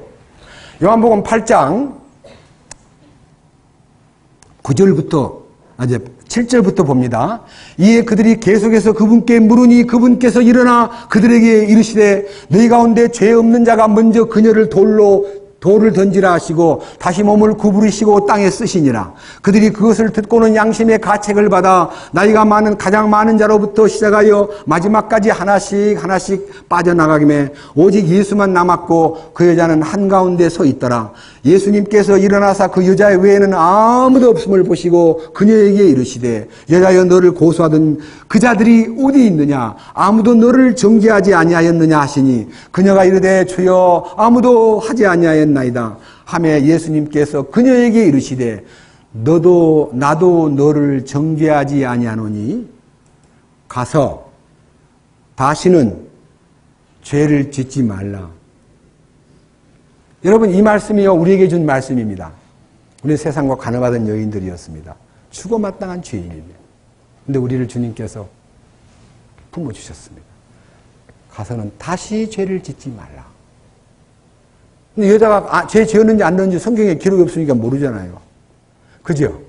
그러니까 이 말 해놓고 예수님이 가서 다시는 죄를 짓지 말라 그랬으면 그 말이 이루어져야 할 텐데 어찌 된 거야? 아무도 그 여자의 행방도 모르고 그 여자가 어찌 됐는지도 모르는데 예수님이 그 여자가 딱 떠나는 즉시 하신 말씀이 그 여자를 죄 짓지 않게 만드는 하늘의 비밀이 열려 있는 거예요. 요한복음 8장 그 다음 12절입니다.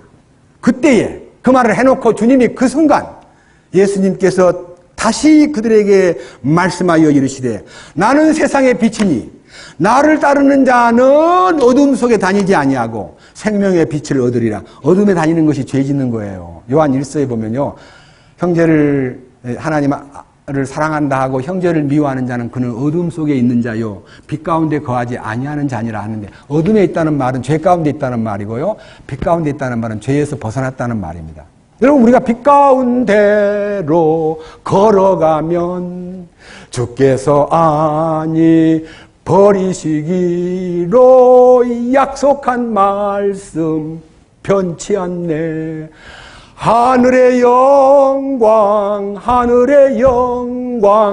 나의 맘속에 차고도 넘쳐. 그게 바로 빛 가운데 사는 생활의 진정한 찬송입니다. 주님이 빛 가운데 그 여자를 두셨습니다. 죄 짓지 않습니다. 요한일서 1장 가봅시다. 요한일서에 아주 차분하게 죄를 짓지 않는다는 것이 무엇인가에 대해서 나와 있기 때문에 이제 요한일서 1장으로 갑니다. 1장 1절은요, 처음부터 계셨던 그것, 즉 생명의 말씀에 관하여 우리가 들었고 우리 눈으로 보았고 자세히 살펴보았고 우리 손으로 만져보았노라는 이 눈으로 보고 만져보고 체험한 이 생명의 말씀이신 주님과의 관계가 3절에 나타나는데 우리가 보고 들은 그것을 너희에게 밝히 드러내면 너희 또한 우리와 교제가 되게 하려 함이니 참으로 우리의 교제는 아버지와 함께하는 것이며 그분 아들 예수 그리스도와 함께하는 것이니라. 그러니까요, 구원받은 성도들이 교제하는 것은 우리끼리 노는 게 아니라 주님이 그 가운데 중심에 계시고 주님이 그 가운데서 우리를 붙잡아 주기 때문에 주님이 교제의 중심이다 이거예요. 여러분, 주님 없는 교제가 무슨 의미가 있고 제가 떠들어도 주님 안 계신다면 무슨 의미가 있습니까? 설교를 이렇게 길게 하고 땀 흘려 하는데 주님 안 계신 데서 이렇게 소리 지른다면 공허한 하나의 이 공기만 울리고 여러분 귓점만 울리고 말 것입니다. 그런데 우리의 심령을 잡아주거든요. 설교 듣다가 마음속에서 변화된 사람이 있거든요. 오늘 설교 끝나고 어떤 사람이 붙잡고 막 형님 다 알겠는데 왜 안 돼요? 그 갈망을 보고요. 제가 이렇게 얘기했어요. 옛날에는. 갈망하는 사람은 사람이 주님을 너 찾아가라 그러지 않고 수가성 여자가 너무 갈망하니까 주님이 거기를 찾아가셨다. 대낮에 우물가에 떡 앉아가지고 그 여자 물 길러 오는 것을 기다렸다가 그에게 갈증을 풀어주셨다. 그리고 자기가 메시아임을 계시해 주셨다. 주님은 찾아오시는 분이다. 걱정하지 마라. 찾는 사람한테는 주님이 찾아오신다. 그런 희망을 갖고요. 한참 얘기하다 보니까 7시가 넘었어요. 제가 오늘 7시가 넘어가지고 밥 다 먹고 난 마지막에 밥 한 술 뜨고 왔습니다. 그 자매하고. 그 자매님이 해결됐어요. 혼의 구원이 무엇인가가 딱 발견돼가지고 너무너무 감사해요. 여기 보십시오. 자, 5절. 그런즉 우리가 그분에게서 듣고 너희에게 밝히 드러내는 소식이 이것이니 하나님은 빛이시여 그분 안에는 전혀 어둠이 없다는 것이라. 빛과 어둠이 무슨 차이입니까? 빛은 우리를 환하게, 기쁘게, 즐겁게, 의롭게 사는 것이 빛이고요. 어둠이란 것은 미워하고 저주하고 사람을 넘어뜨리고 도둑질하고 간음하고 그 전부 다 어둠에서 일어나는 사건들이에요. 그러니까 우리는 어둠이 전혀 없는 그분의 빛 가운데 있는 것입니다. 6절 만일 우리가 그분하고 교제가 있다고 하면서 어두움 가운데 걸으면 우리가 거짓말을 하고 진리를 행하지 아니한다. 그러니까요, 주님과 함께 살고 진리와 함께 산다고 하면서도 슬슬 거짓말도 하고요, 남을 속여 빼앗아서 자기 이익을 취하고요, 남의 돈을 빼먹은 걸 아무렇지도 않게 생각하고 그런 것이요, 절대로 있어서는 안 되는 겁니다. 자, 이제 7절부터입니다. 그러나 그분께서 빛 가운데 계신 것 같이 만일 우리가 빛 가운데 걸으면 우리가 서로 교제하고 또 그분의 아들 예수 그리스도의 피가 모든 죄에서 우리를 깨끗하게 하느니라. 이게 이제 속죄, 영원한 속죄입니다. 이게 모든 죄 하는 말은요, 단수로 표현했는데 실제로는 죄라는 단어가 sin이라고 표현되어 있지 않고 sins, 모든 죄들, all sins라고 되어 있습니다. 그러니까 우리의 자범죄를 말합니다. 자범죄가 예수의 피로 깨끗하게 됐다는 것입니다. 너무 감사한 일이에요. 여기 속죄받은 거예요. 자, 그런데 8절.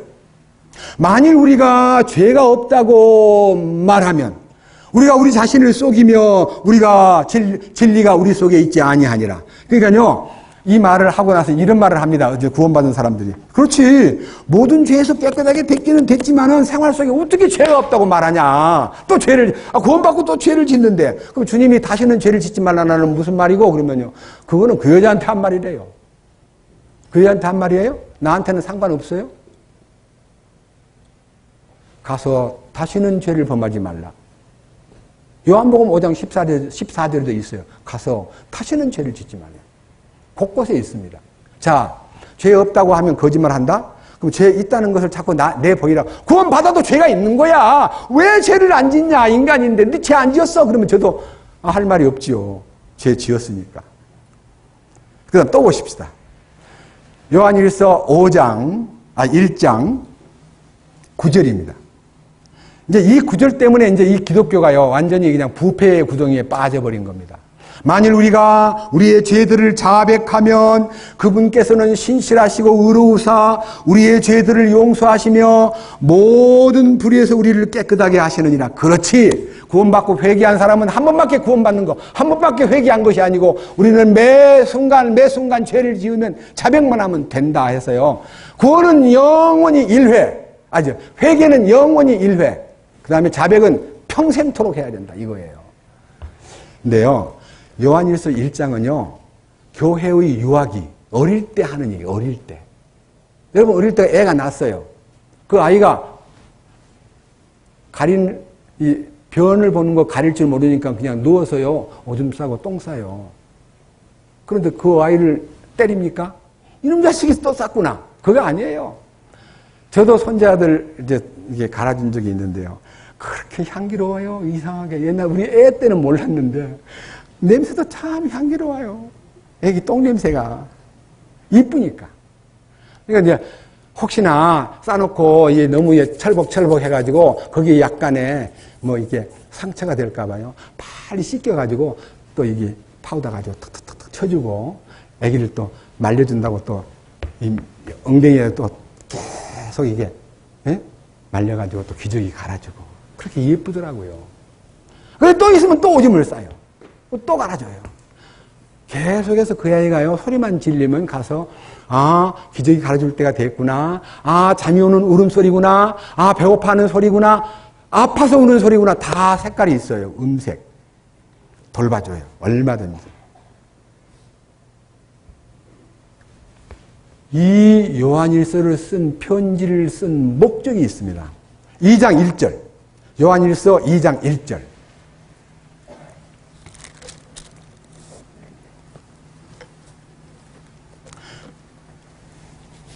나의 어린 자녀들아, 어린 자녀가 유아잖아요. 어린 자녀들아, 내가 이것을 너희에게 쓰는 것은, 이 편지를 쓰는 목적은 너희로 하여금 죄를 짓지 않게 하려 함이라. 이 편지를 쓰는 목적은 뭐 하려고요?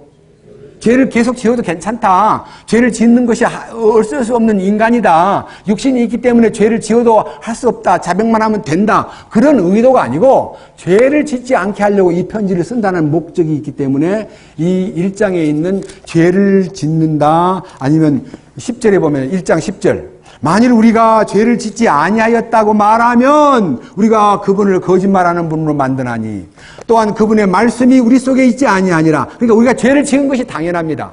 왜? 애기니까, 어리니까, 분별력이 없으니까.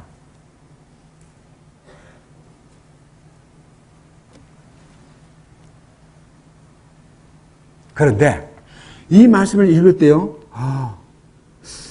주님이 죄를 짓지 않게 하려고 말한 것을 알게 하기 위해서요, 좀 더 강력한 얘기가 요한일서 2장 2절에 있습니다. 그분은 우리 죄들로 인한 화의 헌물이시니 우리의 죄들뿐 아니요 온 세상의 죄들로 인한 화의 헌물이시니라. 아하, 예수님은 우리의 죄만 용서한 게 아니라 온 세상 죄를 담당하셨구나. 온 세상 죄를 용서해 놓으셨구나. 그거를 여러분들 이 인류 가운데 어느 누구도 죄 때문에 지옥 간 사람 한 사람도 없습니다. 죄를 용서해 주신 주님을 믿지 않아서 다 지옥 갑니다. 그러니까 우리가요 할 수만 있으면 그들 죄 때문에 지옥 간다고 죄인 하지 말고요, 용서해 주신 주님을 빨리 알려줄 수 있도록 우리들이 최소한 생명을 건지는 일에 관심 갖고 그들을 전도하는 일에 관심 갖고 그들을 불쌍히 여기는 마음을 갖는 것이 왕국 백성의 의무입니다.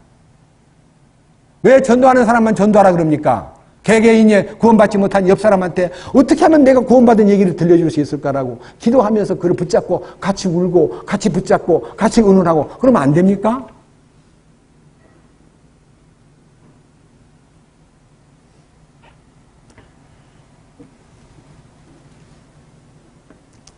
(2장 8절) 다시 내가 너희에게 새 명령을 쓰노니 그것은 그분 안에서와 너희 안에서와 참된 것이라. 이는 어둠이 지나가고 이에 참빛이 비치기 때문이니라.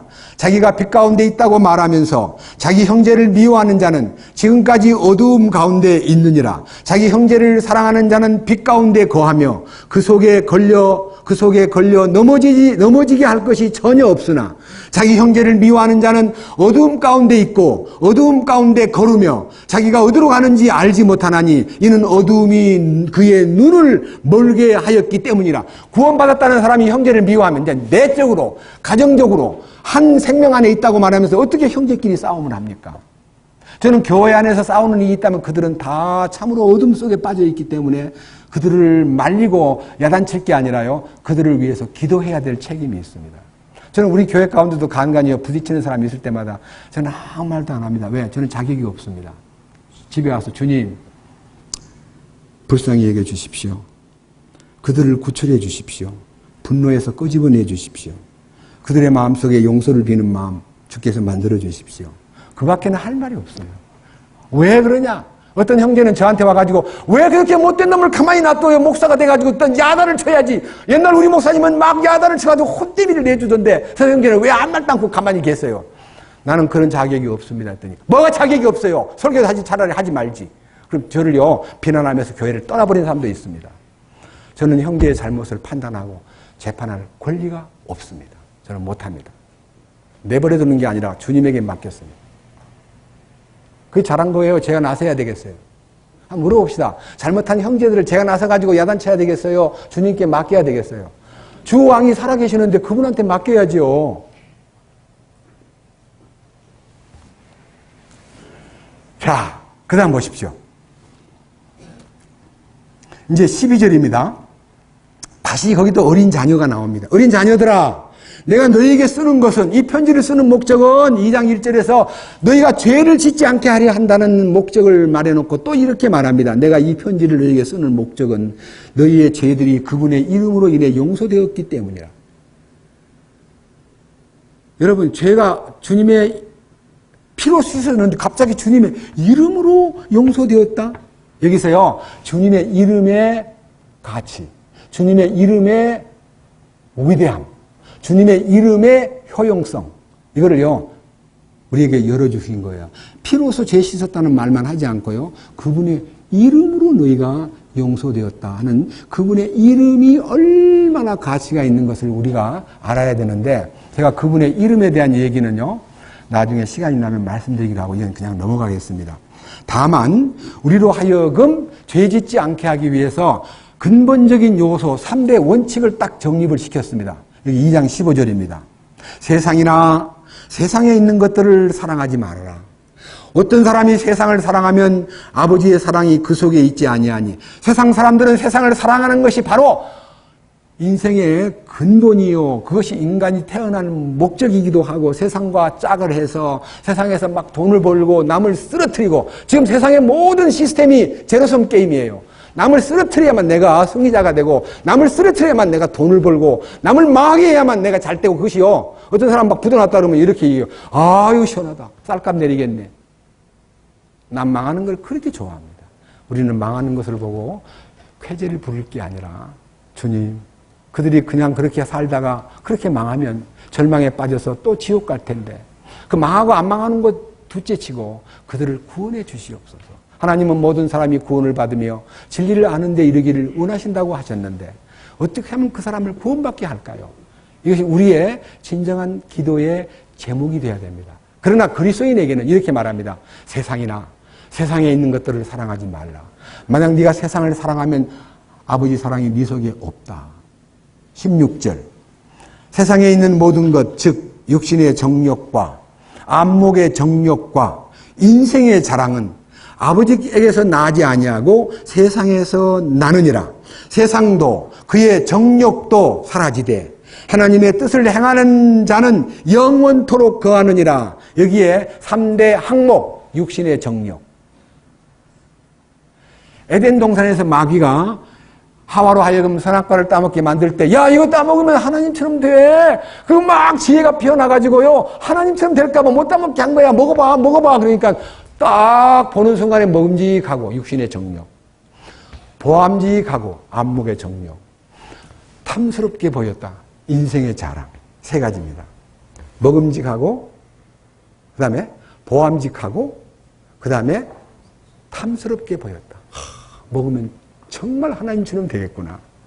그래서 딱 따고 2개 따가지고 자기도 먹고 아담한테, 아담씨 이거 드세요. 그 뭔데? 선악과요. 아담이 막 놀래가지고 그거 안 먹으면 안 되는데 나는 먹었어. 그럼 나 혼자 죽으라고? 나 혼자 죽으면 당신 어떡할 거야? 같이 죽어야지. 아담은 동정하고 먹었습니다. 얼마나 불쌍해요. 여러분, 죄에 대해서는 냉정해야 돼요. 노라고 할 줄 알아야 되는데 그냥 둘이 같이 죽어버린 거예요.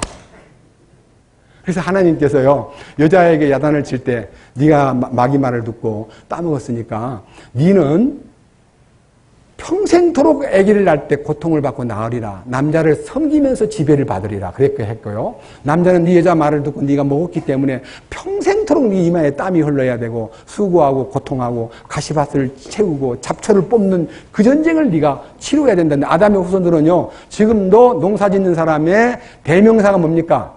잡초와의 전쟁. 씨는 뿌려놓으면 잘 안 나오고 나가보면 왜 이렇게 잡초가 무성합니까? 그거 내버려두면 안 돼요. 그래서 그걸 다 뽑아내야 돼. 인생을 아담 안에서의 저주받은 땅에 잡초가 사탄이 뿌린 씨앗입니다. 그것을 계속 처리하는데 우리에게 그 아담 안에서 먹음직한 육신의 정욕, 보암직한 안목의 정욕, 탐스럽게 보였던 인생의 자랑거리, 그것을 우리가 안고 거기에서 너무 몰두하는 것이 전부 다 정욕의 정욕, 육신의 정욕. 육신의 정욕이 뭐예요? 식욕, 수면욕, 성욕, 많은 욕구가 있는데요. 여러분 잠자는 것도 죄입니까? 잠을 자는 건 휴식하라고 잠을 줬는데 너무 많이 자는 것도 죄예요. 많이 먹고 그냥 푹푹 자는 거. 게으른 자는 침상에서 구느니라. 그 게으른 자요. 잠도요, 절제할 줄 알아야 되고, 예수 믿는 사람은 잠하고 이겨야 돼요, 잠을. 예? 말씀 들을 때도 잠을 이겨야 되지만요, 자기 혼자 말씀을 볼 때도요, 잠이 오면, 아이고, 잠이 온다고 자지 말고, 일어나 보세요. 일어나서 잠이 와요? 예? 하기야, 행군할 때 걸으면서도 잠이 와가지고, 걸으면서 이렇게 하고 걸었습니다만은, 잠을 적절하게 조절할 줄도 알고 먹는 것도 적절하게 먹어야 건강해지고 막 포금하고 막 먹고 막 남들 보기에 막 많이 먹는다고 건강한 거 아닙니다. 우리 주님은 과음과 과식을 별로 아름답게 보시지 않습니다. 적당히 먹고 그 다음에 하나님의 뜻이 우리에게 무엇을 요구하시는가, 그것이 먹든지 마시든지 무엇을 하든지 모두 하나님의 영광을 위하여 하라. 그 먹는 것과 마시는 것이 하나님에게 영광되기 위해서 나를 돌보고 관리하는 차원에서 먹고 마셔야 된다 하는 것입니다. 여기에 이제 세상에 관련된 모든 것들이 우리를 죄 가운데 빠지게 만드는데 이 죄 가운데 빠지게 만드는 그 일을 못하게 하기 위해서 우리 주님이 이제 기름 부음을 통해서 지켜주시는데 이게 2장 20절입니다. 그러나 너희는 거룩하신 분에게서 기름 부음을 받고 모든 것을 아느니라. 여기 기름 부음이 있어요. 기름 부음. 이 기름 부음이라는 게요, 특정된 어느 사람에게 기름을 부었다는 것이 성경에는 없는데, 불행하게도 어떤 단체에서는 어떤 분에게 특별히 기름을 부은 종이라고 말을 해가지고 20세기의 모세와도 같은 분이다 이렇게 얘기해가지고 우리는 모르고요, 그분이 기름 부음 받은 특별한 사람인 줄 알았는데 이 성경 27절을 보면요, 그 기름 부음이 특정한 사람에게 옛날에는 했는데 예수님 오신 후부터는요, 특정한 사람에게 아무도 안 해요. 왜? 예수님이 오시기 전에는요, 아론에게 기름 붓고 모세에게 기름 붓고 다윗 왕에게 기름 붓고 사무엘에게 기름 붓는 일이 많았지만은 주님은 기름 부음 받은 자로서의 마지막 결론입니다. 그러니까 주님 한 분에게만 기름 부음이 끝났습니다. 그 다음에 그 기름 부음이 머리신 주님으로 인해서 헐몬의 이슬이 시온의 산들의 흐름같이 아론에게 부은 기름이 옷깃까지 적심 같고 우리의 수염을 통해서 몸에게 흐르는 것과 같이 몸에 기름이 흐르기 시작합니다. 몸 안에 기름을 부었어요. 27절. 그러나 너희가 그분에게서 받은 기름 부음이 너희 속에 거함으로, 우리 주님이 기름 부음 받은 분으로서 우리에게 기름 부음이 거함으로 아무도 너희를 가르칠 필요가 없고 바로 그 기름 부음이 너희에게 모든 것을 가르치며 또 그것이 진리요 거짓이 아닌즉 그것이 너희를 가르친 대로 너희는 그분 안에 거할지니라. 그래서요, 혼의 구원을 받으면요, 성령 충만한 기름을 부으십니다. 그래서 그때부터 진리가 열리고, 그리고 보혜사 성령께서 너희를 진리 가운데로 인도하고 장래일을 알려주고 내가 너희에게 말한 것을 생각나게 하리라. 말씀이 2000년 전에 주님 말씀하신 것이 다 오늘 현실에서 생각이 탁 나는, 이 뜻이었구나. 이야, 놀랍구나. 주님, 감사합니다. 저는요, 매주마다 그것을 경험합니다. 다시 봅니다. 27절. 그러나 너희가 그분에게서 받은 기름 부음이 너희 속에 거함으로 아무도 너희를 가르칠 필요가 없고 바로 그 기름 부음이 너희에게 모든 것을 가르치시며 하는 이 기름 부음이 우리에게는 얼마나 큰 영광인가를 느끼는 겁니다. 이 기름 부음 안에 거하면 기름 부음이 죄를 짓지 않도록 이끄는 능력이다 이 말입니다. 3장 1절. 보라, 아버지께서 어떠한 사랑을 우리에게 베푸사 우리가 하나님의 아들이라 불리게 하셨는가. 그런즉 세상이 우리를 알지 못하면 세상이 그분을 알지 못하였기 때문이라. 우리가 이렇게 혼의 변화를 받고 거듭나가지고 죄짓지 않는 인물이라고 얘기하면 세상이 알아주지도 않고 예수 믿는다는 사람들마저도 고개를 설레설레 저으면서 아니야, 거짓말하는 거야, 어떻게 죄를 안 지어, 사람인데, 이렇게 말한다 이거예요. 2절. 사랑하는 자들아, 이제 우리는 하나님의 아들들이니라. 우리가 앞으로 어떻게 될지는 아직 나타나지 아니하였으되 그분께서 나타나시면 우리가 그분과 같게 될 줄 아노니 이는 우리가 그분께서 계신 그대로 볼 것이기 때문이다. 이 말은요, 주님 오실 때 우리가 닮았네요, 주님. 송아지가 어미소를 만나는 순간에 엄마 닮았네 하듯이요, 우리가 주님 닮았다는 것을 확인하게 돼요. 똑같으리 그분과 똑같으리. 그래서 주님 오실 때 그분 앞에 우리가 늑대처럼 나타나면 되겠습니까? 늑대처럼. 양같이 나타나야지. 자, 그런데 여기 다시 봅니다. 3절. 이 그분 오심을 고대하고 나타나시기를 기다리고 그분이 오시면 그분처럼 된다고 믿는다면 이 소망을 가진 자마다 그분께서 순결하신 것 같이 자기를 순결하게 하느니라. 그분께서 뭐 하시다고요? 이 순결이 뭐예요?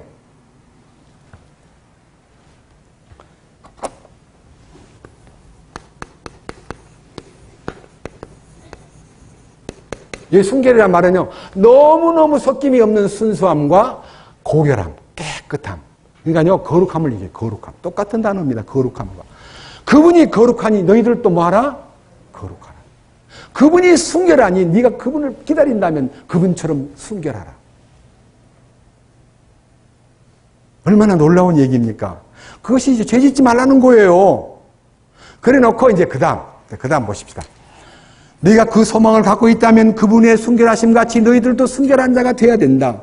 4절. 누구든지 죄를 범하는 자는 율법을 범하나니 죄는 율법을 범하는 것이니라. 그분께서 우리의 죄들을 제거하시려고 나타나신 것을 너희가 알거니와 그분 안에는 뭐가 없느니라? 그분 안에는 뭐가 없다고요? 우리가 그분 안에 들어갔습니다. 그러면 그 안에 죄가 있어요, 없어요? 우리가 예수님 안에 들어갔습니다. 그분이 내 안에, 내가 그분 안에 합일, 예? 피차의 합병. 나만 그분 안에 들어간 것이 아니라 그분도 내 안에 들어오셨어요. 나도 그분 안에 들어가요. 그 서로 안에 상호합병이면 상호합병. 그럼 그분 안에 죄가 있어요, 없어요? 그러니까 5절이 있는 거예요. 그분 안에는 죄가 없으니까. 뭐라 그랬어요? 5절. 다 같이 보겠습니다. 큰 소리로. 5절. 그분께서 우리의 죄들을 제거하려고 나타나신 것을 너희가 알거니와 그분 안에는 죄가 없느니라. 누구든지 그분 안에 거하는 자는 죄를 짓지 아니하나니 누구든지 죄를 짓는 자는 그분을 보지 못하였고 알지도 못하였느니라. 죄를 짓는 사람은 그분을 보지도 못했고 알지도 못한다는 말은요, 상관이 없다 이거예요. 그 말을 제 말로 믿습니까? 성경 말씀이에요. 하나님 말씀은 살아있고 운동력이 있습니다. 하나님의 말씀은 감동과 교훈과 책망과 바르게 함과 의로 교육하기에 유익할 뿐 아니라 하나님의 사람으로 완전하게 만드는 거예요. 완전하게. 하나님의 사람을 완전하게 키우는 겁니다. 그분 안에는 죄가 없습니다. 그분 안에 거하는 자는 죄를 범하지 아니합니다. 이유는 어떻게 해서 그렇게 됩니까? 7절. 어린 자녀들아, 아무도 너희를 속이지 못하게 하라. 의를 행하는 자는 그분께서 의로우신 것 같이 의로우며, 그분께서 의로운 것 같이 의로우며라는 말, 그분께서 거룩하신 것 같이 거룩하며, 그분께서 순결하신 것 같이 순결하며, 전부가 다 동의어입니다. 8절. 죄를 범하는 자는 마귀에게 속하나니 마귀는 처음부터 죄를 짓느니라. 하나님의 아들이 나타나신 목적은 이것이니 곧 그분께서 마귀의 일들을 멸하시려는 것이라. 여러분, 마귀의 일이 세상에는 아직까지 멸하지 않았지만요, 우리 속에서 마귀의 일이 딱 끝장이 나야 돼요. 내 안에서 마귀의 일이 완전히 멸해야 돼요. 이 놀라운 사실에 대해서 여러분이 눈을 떠서요, 구절을 보시면서, 아, 그렇구나. 누구든지 하나님에게서 난 자는 죄를 범하지 아니하나니 이는 그분의 씨가 그 속에 머물러 있기 때문이라. 개역성경에는요, 이렇게 말했습니다. 누구든지 하나님에게서 난 자는 죄를 범하지 아니하나니 이는 하나님의 씨가 그 속에 거하기 때문이요. 하나님의 씨, 하나님의 DNA가 내 안에 딱 이식되는 거예요. 내한테 있는 죄성과 하나님 안에 있는 의성이 동거하는 게 아니고요, 죄성을 십자가에 탁 끝내버리고 하나님의 신성한 생명, 하나님의 성품이 DNA로 우리 안에 심겨지는 거예요. 그것이 서서히 자라면서 정상적인 기능을 발휘하는데, 오늘 밤 십자가에 연합됐다 해서 내일부터 죄 안 짓는 사람은 아닙니다. 아직도 애기같이 똥 싸고 오줌 싸는 것이 있습니다. 그러나 우리 주님이 그를 귀여워하시면서 알고 계십니다. 그런데 3년, 4년, 5년 계속 똥 싸면요, 골치 아픕니다. 맞아요, 안 맞아요? 똥 오줌 가리는 게 얼마 정도 걸립니까? 1년. 야, 빠르네요. 애기 길러보니까 1년 걸립니까? 미안합니다. 우리 큰아들 손자 이번에 데리고 왔던 이한이 5개월 동안 있는 동안에, 5살 돼가는 애인데요, 아직도 기저귀를 차고 자요. 그래서 우리가요, 야, 너 베이비가, 야, 나 베이비 아니야. 나는 형아야. 그래서, 그래, 그러면 왜 오줌을 싸니? 그러니까, 말을 안 해. 밤에 오줌 안 싸게 안 되겠냐? 애들, 부모는 계속 기저귀만 채워주고 방치해 두는데요, 할머니가 너무 지혜로워가지고, 밤중에요, 한 번씩, 이 자고 있는 애를 이렇게 일으켜가지고, 2시쯤 돼가지고요, 거의 끌려가다시피 데리고 가서 오줌을 이는데요, 그 다음 며칠 지나니까 제가 스스로 벌떡 일어나가지고, 할머니, 오줌 마려워요. 할머니 모시고 가서 오줌 누고, 그 다음 기저귀를 딱 벗겨버리니까 계속 일주일 동안 기저귀에 오줌을 안 싸니까 너무 예쁘다고 스티커 중에서 잘했다는 칭찬 스티커를 딱 붙여주니까, 내일 안 싸면 또 붙여줘야 돼요. 계속 안 쌀게요. 계속 안 싸는 거지. 이제 이미 이제 싱가포르 가가지고 전화가 왔는데, 이제 오줌 잘 안 싸요. 그래. 밤에 아버지를 깨워가지고 지가 간대요. 뭐예요? 훈련만 시키면 돼요. 훈련만. 그것도 성장기의 일종의 양육 훈련이에요. 제대로 훈련을 안 시켰기 때문에 엄마가 경험이 없어가지고 그냥 내버려 둬가지고 애가 오줌을 막 싸도 내버려 두는데, 언젠가는 끝내겠지 이렇게 하고, 얼마나 기저귀값만 해도 비싸요. 고급 기저귀인데 이래요. 여러분, 저는 제가 중학교 다닐 때 우리 같은 기숙사 안에 중학교 2학년이 맨날 이불에다가 지도를 그려요. 그런데 우리 반 애들이 그 애를 보고, 야, 오줌 싸게 하고, 막 조롱하면 더 싸요. 그게 뭐야? 일종의요, 특별히 어떤 병적인 현상인데 그걸 모르고요, 그 아이를 계속 핍박을 했습니다. 저도 모르게요, 놀렸습니다. 오줌 싸게라고. 여러분, 우리는 우리들 주변에서 그렇게 정상적이지 않는 사람을 보면요, 어떻게 도와줄까, 어떻게 잘 훈련을 시킬까 하고, 사랑하는 할머니가 막 밤에도 잠을 안 자고 애를 깨워가지고, 애를 가지고 기저귀를 탁 채워놓으니까 항상 축축하고요, 땀이 나가지고 늘 거기에 이상한 핏발이 서고 하는데요, 기저귀를 탁 벗겨버리니까요, 아주 뽀송뽀송 예뻐지고 건강하더라고요. 제가 우리 집 가정에 창피스러운 얘기를 해서 서원함 씨 손자 5살 먹도록 애 오줌 쌌다는 얘기를 하는 겁니다. 그러나, 보십시오. 그러나. 자, 이 성경에 구절 다시 봅니다. 누구든지 하나님에게서 난 자는 죄를 범하지 아니하나니 이는 하나님의 씨가 그 속에 머물러 있기 때문이라. 따라해 보십시오.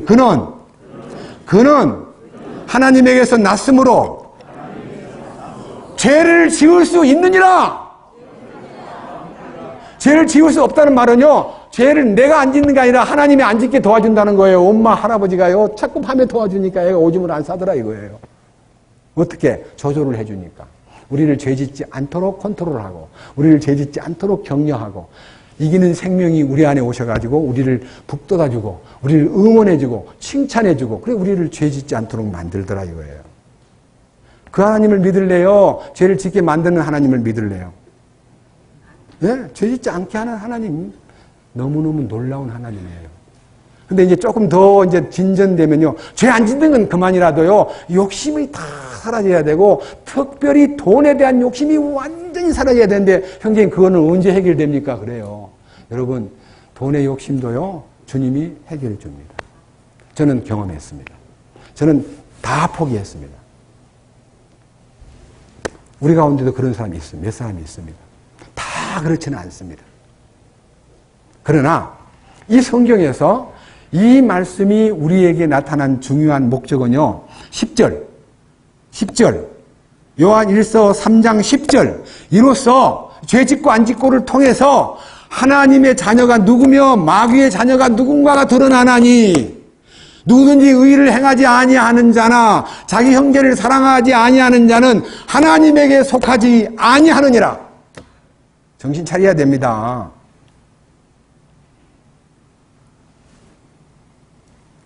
12절. 가인같이 되지 말라. 그는 사악한 자에게 속하여 자기 형제를 죽였는데 무슨 이유로 그를 죽였느냐? 자기 행위는 악하되 자기 행위는 악하되 자기 형제의 행위는 의로웠기 때문이라. 내 형제들아, 세상이 너희를 미워하거든 이상히 여기지 말라. 우리가 형제들을 사랑함으로 사망에서 생명으로 들어간 줄을 우리가 알거니와 자기 형제를 사랑하지 아니하는 자는 사망 안에 거하느니라. 누구든지 자기 형제를 미워하는 자는 살인하는 자니 살인하는 자 속에는 영원한 생명이 거하지 아니하는 줄을 너희가 아느니라. 제일 중요한 이 소위 말하는 테스트는요, 형제를 정말 사랑하느냐. 여러분, 구원받은 사람이 얼만큼 형제에게 관심을 갖느냐. 내가 이 혼의 구원을 받고 이 뜨거운 성령님의 공급으로 인해서 성령을 통하여 진리에 순종함으로 내 혼을 깨끗하게 한 다음에 형제를 사랑하기에 이르렀고, 그 놀라운 힘 때문에 뜨겁게 사랑할 수 있는 사람이 되었다는 표시가 우리 가운데 교류가 돼야 되는데요. 입 딱 다물고 자기 일만 생각하고 자기 가족만 생각하고 형제들이 울어도 울음소리가 들리지 않고 형제가 고달파도 고달프다는 느낌이 지체로서 전달되지도 않고, 그거 어떻게 하나님 자녀입니까?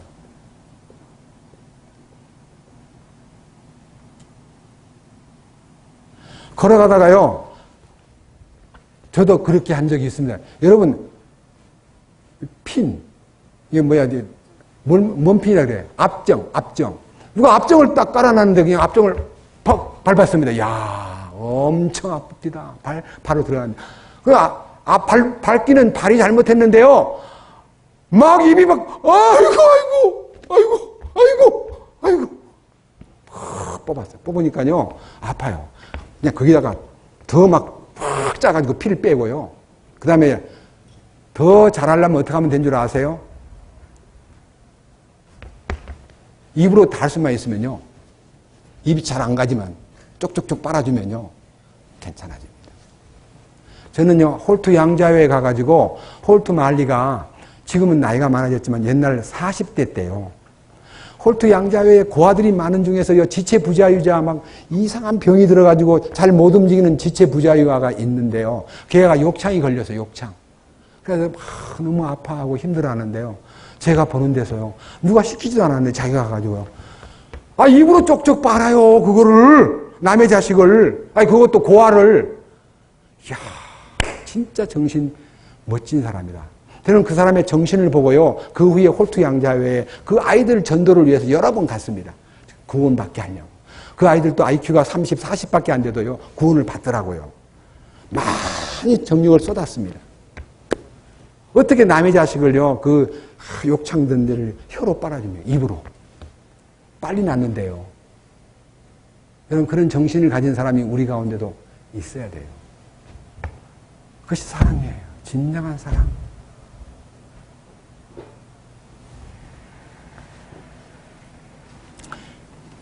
가인같이 되지 말라. 그가 왜 아우를 죽였느냐? 자기 행위는 악하고 자기 형제의 행위는 의로웠기 때문이라는 말은요, 형제가 의로워진 게 뭡니까? 하나님이 받으셨기 때문에 의로워진 거예요. 하나님이 그 재물을 통해서 그를 의롭게 보신 거예요. 우리는 우리 주님의 흘리신 제물 때문에, 피 흘리신 그 희생 때문에 우리가 의로워졌고, 우리로 하여금 하나님의 의가 나의 삶 속에 나타나기 위해서 그 부활 능력을 쏟아부어가지고 부활 능력으로 하나님의 의가 열매를 맺게 만드는 것이 우리 신앙생활입니다. 여러분, 그러한 신앙생활을 참으로 원한다면요, 죄짓지 않는 생활에 대해서 진정으로 내가 순결하니 너희들도 순결하라, 내가 거룩하니 너희들도 거룩하라, 내가 의로우니 너희들도 의로워라 하는 그 명령이 살아서 내 삶에 꿈틀거려야만 되는 거예요. 또 보세요. 조금 넘겨가지고요. 이제는 5장 4절입니다. 무엇이든지 하나님에게서 난 것은 세상을 이기느니라. 그러니까 하나님의 난 것이 뭡니까? 거듭난 사람들은, 거듭난 유전인자, 하나님의 씨가 들어왔기 때문에 세상을 이기는 힘이 생겨요. 세상을 이기는 이김은 이것이니, 세상을 이기는 승리가 뭡니까? 우리의 믿음입니다. 이 믿음은 거룩한 믿음, 보배로운 믿음, 계시받은 믿음, 그리스도 예수 안에 있는 믿음, 그분의 믿음이 세상을 이기는 능력이 있는 겁니다. 내 믿음 말고 그분의 믿음. 예수께서 하나님의 아들이심을 믿는 자가 아니면 누가 세상을 이기는 자냐? 누가 세상을 이기는, 세상 이기는 게 뭡니까? 죄보다 더 큰 것이 세상 이기는 거예요. 세상이 얼마나 복잡합니까? 그 세상을 어떻게 이겨? 내가 내 죄도 못 이긴다면 바보지만요, 세상을 이기는 이김이 믿음 안에 있고, 그다음에 마귀를 능히 이기는 이김이 그리스도 안에 있기 때문에 우리는 마귀를 이기려고, 여러분, 마귀 쫓아내는 방법이요, 사탄아 물러가라! 그게 쉬워요, 쉬워. 그렇게 마귀가 내 소리 듣고 물러갈 줄 아세요? 예? 여러분, 사자가 한 마리 여기 와 있는데, 마귀야! 사탄아! 사자야! 물러가라! 물러가라! 그럼 물러갑니까? 더 대들지. 그렇게 물리치는 거 아니에요. 사자를 물리치려면요, 기관총을 들고 쏴버려야 돼요. 그렇잖아요. 기관총이 뭐예요? 주님의 능력을 빌려가지고 공격하는 것이지, 내 힘으로는 어떻게 공격합니까? 주님의 능력. 자, 여기 보십시오. 요한일서 5장 18절. 누구든지 하나님에게서 난 자는 죄를 짓지 아니함을 우리가 아노니. 이제는요, 깊이 알아야 돼요. 성숙했으면 이제는 알아야 돼요. 하나님에게 난 자는 죄를 짓지 아니한다는 것을 알아야 되고, 그것은 하나님께로서 난 자는 자신을 지킴으로 저 사악한 자가 그를 건드리지 못하느니라. 하나님에게서 난 자는 하나님이 나를 지키는 분으로 주인이 되어 내 안에 거하시기 때문에 주님이 나를 딱 보장하고 마귀가 우리를 건드리지 못하도록 보장하는 거예요. 주님 백 좋아요, 안 좋아요? 다윗을 한번 보, 다윗. 대단한 골리앗 장군이 막 한 달 동안 막, 야! 한 놈만 내보내! 1대1로 붙어가지고 내가 지면 다 항복할 테니까 한 놈만 나와! 한데 사울왕도요, 겁을 먹고, 야, 나가면 따라줄게. 나가면 군대 장관 시켜줄게. 해도 아무도 못 나가. 벌벌 떨고. 얼마나 키가 큰지. 배틀체 같은 창을 들고 있고 막 큰 방패를 들고 나와! 한 놈만 나오란 말이야! 그러는데 아버지 심부름을 하고 집에서 이제 세 형님이 군대에 있기 때문에 아버지가 갔다 와라. 이 빵하고 건보도 갖다 주고 잘 계시는지 알아보느라 해서 갔더니, 그 광경이 딱 보이는 거예요. 이 광경을 보고 있던 다윗이요, 하나님의 군대를 욕하는 저놈이 누구요? 그랬더니, 얘만 너는 가만히 있어. 야, 너 빨리 집에 돌아가! 너 이 싸움을 구경하는 이 자식, 빨리 가! 하는데, 상관하지 마십시오.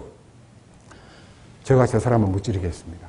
이 17살밖에 안 되는 소년, 20살 돼야 군대를 가는데 군대도 안 가는 미성년자가요, 제가 무찌르겠습니다 했더니, 겁이 질렸던 군인들 중에 사울왕한테, 사울왕님 어떤 조그만한 애가요, 골리앗 장군하고 싸우겠대요. 그러니까, 그래? 데리고 와봐. 하도 작으니까요. 야, 저 사람하고 싸워서 이기겠냐? 그러더니, 문제 없습니다. 저 경험이 있거든요. 실전 경험이. 제가 양을 칠 때 곰하고 사자가 덤벼들면 제가 그냥 아가리를 떼가지고 죽이기도 하고요. 사자 입을 비틀기도 하고 제가 그런 적이 있거든요. 하나님이 사자하고도 싸워서 이기게 하고 곰하고도 싸우게 이기게 한 나를 저까지 하나 문제가 없습니다. 저는 주님의 이름이 있습니다. 여호와의 이름이 있습니다.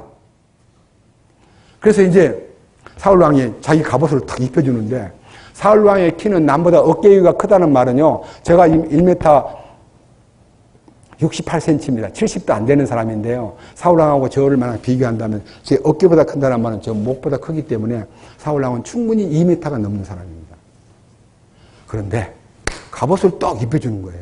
그래서 사울왕이 입혀준 갑옷은요, 다윗왕한테는 너무 키가 작기 때문에 갑옷의 깃이 일이 되는 거지. 이렇게. 그리고요, 가슴을 가리는 갑옷이 막 밑에까지 확 내려와 버리는 거예요. 걸음 걷기가 어려워요. 그래서 다윗이 조금 걸어보더니, 왕이시여, 그 갑옷을 입고 가다간 제가 죽겠습니다. 저는 하나님 주신 무장이 있습니다. 정신적 무장이 있습니다. 다 벗어놓고요, 제가 돌멩이 5개 주워가지고, 하나는 맷돌에다 감고, 하나는 5개는 딱 제구에 넣고, 그 다음에 이제, 이게 뭐예요? 물매. 물매를 싹 돌리더니요, 제가 이걸로 충분히 무찌를 수 있습니다. 한쪽에 지팡이를 딱 들고, 골리앗 앞에 쫙 돌리고 나가니까, 야, 이 꼬맹이 너 뭐야? 너는 네 힘을 믿고 네 무장된 무기를 믿고 나하고 싸우려고 그러는데 나는 너 같은 건 넉넉히 이길 수 있어. 만군의 하나님이 너를 목을 딱 잘라가지고 너를 패배시킬 거야. 이 조그마한 소년의 소리를 듣고요, 너무너무 화가 나고 흥분된 이 골리앗이요, 갑옷은 투구라는 것은 원래 여기 있는 이마에 여기 중요한 여기 맞으면 죽거든요. 이걸 이렇게 갑옷이 원래 돼 있어요.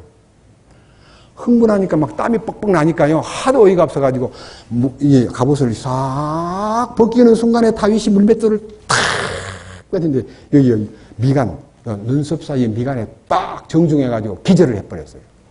쫓아 올라간 다윗이요, 칼이 없으니까 그 유명한 골리앗 장군의 대칼을 가지고 겨우 들고 갖고 가서 목을 그냥 잘라버렸어요. 다윗이 승리한 거예요. 다윗이 누구 때문에 이겼습니까? 하나님이 이기게 한 거예요. 우리는 그 다윗에게 속한 사람입니다. 죄짓지 않는다는 말은 골리앗을 무찌르는 다윗과 같은 위치에 서야 되는 거예요. 고음이나 사자는 전부 다 마귀의 상징입니다. 우리는 그것을 주님이 충분히 이기도록 이끄시는 거예요. 나의 목자이신 그분께서 나를 의의 길로 인도하시고 나로 하여금 사망의 음침한 골짜기로 다닐지라도 해받음을 두려워하지 아니하면 주께서 나와 함께 계심이라. 주의 놀라우신 평강과 그 잔이 넘치나이다. 나는 그 영광스러운 하나님의 집에 영원히 거하겠습니다 하는 다윗의 고백처럼요, 우리는 넉넉히 이기는 자의 생명을 소유했기 때문에 요한계시록 2장과 3장에 7번 이기는 자에게 생명나무를 준다, 이기는 자에게는 만국을 다스릴 권세를 준다, 이기는 자에게는 흰옷을 준다, 이기는 자에게는 생명나무의 열매를 준다, 이기는 자에게는 전부 다 예수님 안에 승리가 있는 거예요. 우리는 그분 안에서 이기는 겁니다. 개인이 이기는 거 아니에요. 주님의 이기심이 나타나는 거예요. 이 야곱에게 나타난 이김이 무슨 이김이냐면요, 막 밤새도록 씨름을 하는데 천사가 놔라. 너무 안 놔주니까요, 환도를 때려가지고 위골시켜 놓고 땅에 뚝 떨어져가 쓰러져 있는 사람 보고, 네 이름이 무엇이냐? 야곱입니다. 그래, 오늘부터 네 이름을 고쳐라. 야곱이 아니고 이스라엘이다. 이스라엘이란 말은 이스라엘, 하나님과 겨루어 이겼다. 하나님께서 네하고 나하고 싸웠는데 네가 이겼다. 판정을 딱 내려주는 거예요. KO 돼가지고 떨어졌는데 그게 왜 승리가 주어집니까? 주님의 이기심이 그에게 나타남으로써 그 문제, 가장 큰 문제인 형 에서의 문제를 이길 수 있는 힘을 부여한다는 선포입니다. 그 후부터 다윗은 겁내지 않고 형 앞에 나갔고 형과 화해가 됐고 이겼습니다. 이긴다는 것은 주님의 승리가 전달되는 순간부터 이기는 자가 되는 거예요. 우리가 이기는 것이 뭡니까? 주 앞에 쓰러져야 됩니다.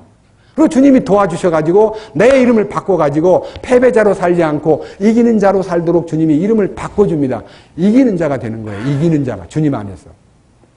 이게 우리 주님이 주시는 그리스도인으로서 죄 짓지 않고 사는 길인데, 이 길을 몰라가지고 제대로 코스를 모르다가 헤매던 사람들, 혹시나 뭘 보냐면요, 주님 말씀으로 통해서 내가 이기는 자가 되려고 노력을 안 하고 뭘 보냐면요, 오래됐다는데 저 사람도 보니까 얼굴 보니까 약간 어두운 모습이 보이네. 저 사람 진짜 이긴 자일까? 사람을 보고 저울질을 해요. 여러분, 우리는 사람 보고 이기는 자냐 진자를 따지지 말고요, 주님을 보고 주님이 나에게 이김을 주셨는가 안 주셨는가에 대한 확신이 중요한 것이지, 누가 이겼더라 누가 졌더라, 소영재도 가만히 보니까 성 안 낼까? 집사람한테 가서 물어보자. 형제님 지는 거 안 보입니까? 저는 질 수 있습니다. 그러나 주님이 저를 항상 이기도록 보존하시고 돌봐주시는 그 은혜로 인해서 이김을 누리고 살면서 제 이름이 바뀌었습니다. 패배자로 살지 않고 이기는 자로 살도록 이름이 바뀐 지가 오래됐습니다. 믿음이 이겼네, 믿음이 이겼네. 주 예수를 믿는 믿음이 온 세상 이겼네. 주님을 찬양합니다. 주님 감사합니다. 오늘 우리가 이기는 자로 살 수 있도록 우리 안에 오셔서 우리를 주님의 승리를 항상 부여하시고 주님의 이기심 안에 머물도록 이끄시는 이 놀라운 은혜를 감사드리고, 우리가 이 부활 생명 안에서 부활의 능력이 사망 권세를 완전히 깨뜨리고, 사망아 너의 이기는 것이 어디에 있느냐, 사망아 너의 쏘는 것이 어디에 있느냐고 말씀하셨던 주님, 우리를 주님의 이기심 안에서 주님 뵐 때까지 이 땅에서 주님의 승리를 나타내는 참으로 승리의 군사가 되게 하여 주시옵소서. 이 말씀을 듣고 사람을 보고 의심할 것이 아니라 주님을 바라보고 이기는 자 편에 서서 승리를 만끽하고 주님께 영광 돌리는 무리가 되도록 이끄시옵소서. 우리 주 예수 그리스도의 이름으로 기도드렸습니다. 아멘.